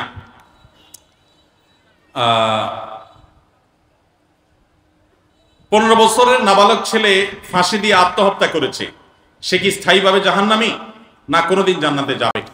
দেখুন, আত্মহত্যাকারী ব্যক্তির ব্যাপারে নবী সাল্লাল্লাহু আলাইহি ওয়াসাল্লাম একটা হাদিসের দ্বারা আমরা জানি, তিনি বলেছেন চিরস্থায়ী জাহান্নামী হবে আত্মহত্যাকারী ব্যক্তির, একটা হাদিস আছে। কিন্তু সেই হাদিস সম্পর্কে মুহাদ্দিসদের মন্তব্য হলো, যদি কেউ আত্মহত্যাকে বৈধ মনে করে, হালাল মনে করে আমার জীবন আমি নিব, কার কি বলার আছে, তাহলে সেক্ষেত্রে সে চিরস্থায়ী জাহান্নামী হবে, কারণ সে একটা হারামকে হালাল মনে করেছে, যেটা কুফরি। কিন্তু সাধারণ অবস্থাতে আত্মহত্যাকারী কবিরা গুনাহে লিপ্ত এবং সে জাহান্নামে যাবে, এটা নিশ্চিত, যদি আল্লাহ তাকে মাফ না করেন। হতে পারে আল্লাহ তাআলা কোনো কারণে তাকে মাফ করলেন, এজন্য আত্মহত্যাকারী ব্যক্তির জাহান্নামে যাওয়ার আশঙ্কা প্রবল। হাদিসে বারবার সতর্ক করা হয়েছে, আত্মহত্যা করা পরিষ্কার হারাম। আল্লাহ বলেছেন, ওয়ালা তুলকু বিআইদিকুম ইলা তাহলুকা, তোমরা নিজেদেরকে ধ্বংসের দিকে ঠেলে দিও না। এজন্য নিজেদেরকে আমরা কোন অবস্থাতে ধ্বংসের দিকে ঠেলে দিব না, আত্মহত্যা করতে যাব না। ভাইরা আমার, আমাদের দেশে আত্মহত্যার প্রবণতা ভয়ঙ্কর ভাবে বেড়ে গেছে, স্কুল কলেজের স্টুডেন্টদের মধ্যে আরো বেশি বেড়ে গেছে। আমার একটাই কথা, যাদের মধ্যে এরকম প্রবণতা আছে তাদের উদ্দেশ্যে, আপনি যেই কষ্টের কারণে আত্মহত্যা করবেন, আত্মহত্যা করলে কি আপনার কষ্ট দূর হয়ে যাবে নাকি বাড়বে?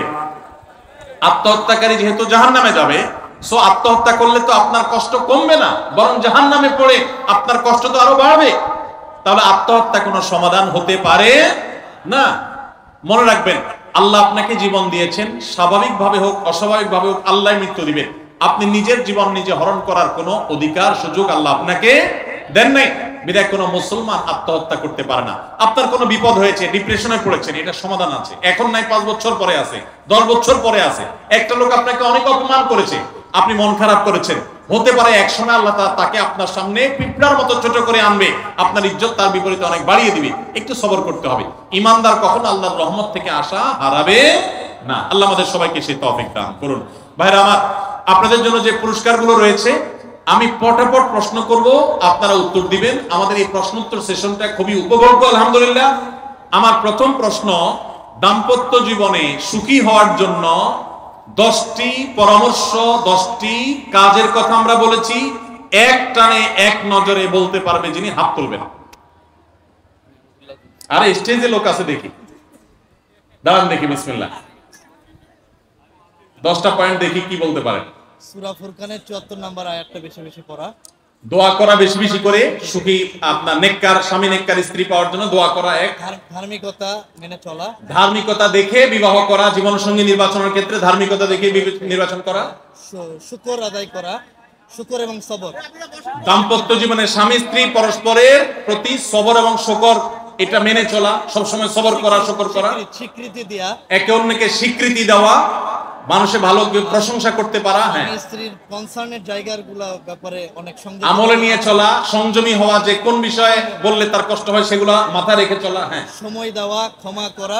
5 নম্বর হলো স্বামী স্ত্রী একে অন্যকে পর্যাপ্ত সময় দেওয়া। 6 নম্বর হলো ক্ষমা করা। অন্যের গুণগানগুলো স্বামীর কাছে বা স্ত্রীর কাছে বেশি বেশি না বলা আর কি। স্বামী স্ত্রী অন্যদের ভালো গুণগুলো বা দাম্পত্য জীবন সুখে আছে সেই গল্পগুলো শুনে প্রতারিত না হওয়া, হ্যাঁ, সেগুলো শুনে ধোঁকা না পড়া, বরং এটা মনে করা যে তাদের অনেক নেগেটিভ সাইড আছে যেটা আমি হয়তো জানি না। জি, আর একটা হচ্ছে ধোঁকা না দেয়া আর শাসনে সবর করা।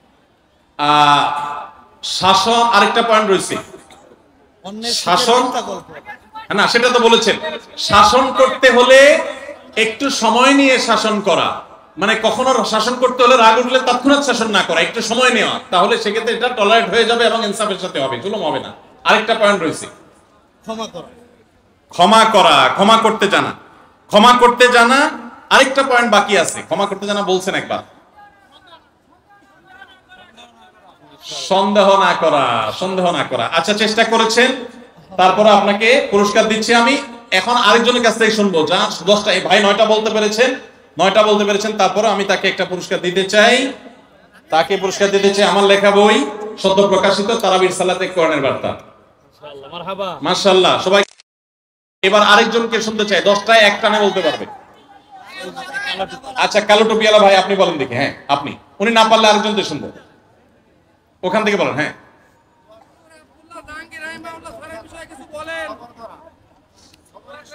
এক নম্বর হলো দাম্পত্য জীবনে সুখী হওয়ার জন্য, ভালো জীবন সঙ্গী পাওয়ার জন্য দোয়া করা। এক, দিনদারিতা দেখে জীবন সঙ্গী নির্বাচন করা, ধার্মিকতা দেখে। হ্যাঁ। 2, সবর এবং শুকর করা। দাম্পত্য জীবনে যত কিছু ঘটবে ধৈর্য ধারণ করতে হবে, ভালো কিছু হলে শুকর আদায় করতে জানতে হবে। হ্যাঁ। 3, একে অন্যের প্রশংসা করতে জানা, স্বীকৃতি দেওয়া ভালো কিছু থাকলে। 4, হ্যাঁ, যে বিষয়গুলো বললে কষ্ট পায় সে বিষয়গুলো কখনো একে অন্যকে না বলা, আলাপ না করা। হ্যাঁ, আপনি কি একটু দেখে নিছেন, নকল করছেন? আচ্ছা, হ্যাঁ বলেন। 6 নম্বর হলো সময় দেওয়া একে অন্যকে, মোবাইল টিপাটিপিতে ব্যস্ত না থাকা। মাশাআল্লাহ। 7 নম্বর, অন্যের প্রশংসা, অন্যদের সুখে থাকার গল্পগুলো শুনে নিজেরা আপনার সেটা শুনে প্রতারিত না হওয়া। প্রত্যেকটা দাম্পত্য জীবনেই কম বেশি দুঃখ কষ্ট আছে। হ্যাঁ। 8 নম্বর, ক্ষমা করতে পারা, একে অন্যকে ক্ষমা করতে জানা, ভুল হলে সেটা স্বীকার করা। হ্যাঁ। সন্দেহ না করা, একে অন্যের প্রতি সন্দেহ প্রবণতা, এটা খুব খারাপ জিনিস, এটা না করা। 9 নম্বর। 10 নম্বর সর্বশেষ, হ্যাঁ, রাগের মাথায় কোনো সিদ্ধান্ত নেওয়া না নেওয়া। রাগ উঠছে, মাথায় গরম হয়েছে, তখন তালাক দিয়ে দিলাম, মুখ দিয়ে একটা কথা বলে দিলাম, এটা না। বরং শাসন করতে হলেও একটু অপেক্ষা করা, সময় নেওয়া, তারপরে করা, তাহলে সেক্ষেত্রে অশান্তি হবে না। মাশাআল্লাহ, উত্তর সঠিক, নারায়ে তাকবীর। কি নাম আপনার? হ্যাঁ, আব্দুল সবুর। কি করেন? হ্যাঁ, আব্বার কাছারি মসজিদের হাফেজ মুয়াজ্জিন। ও, আপনি মসজিদের মুয়াজ্জিন। মাশাআল্লাহ। যেহেতু এই 10টা পয়েন্ট এভাবে আমি ইতিপূর্বে কোথাও বলি নাই, বলছি বলে আমার মনে পড়ে না, বিধায় এটা আমি আজকে আসার আগেই বসে বসে নোট করেছি। অতএব ভাই সম্পূর্ণ শুনে মুখস্থ করেছেন, সন্দেহাতীত ভাবে এটা অ্যাপ্রিসিয়েট যোগ্য। আপনি চলে আসেন, আপনাকে আমরা পুরস্কার দেই।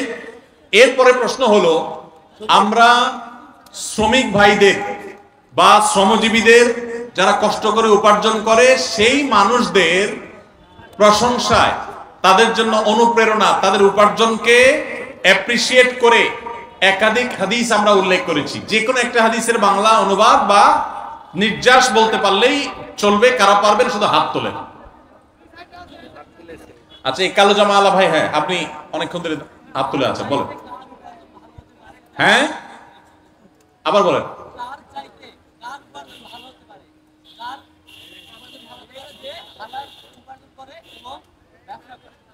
হালাল উপার্জন না তো?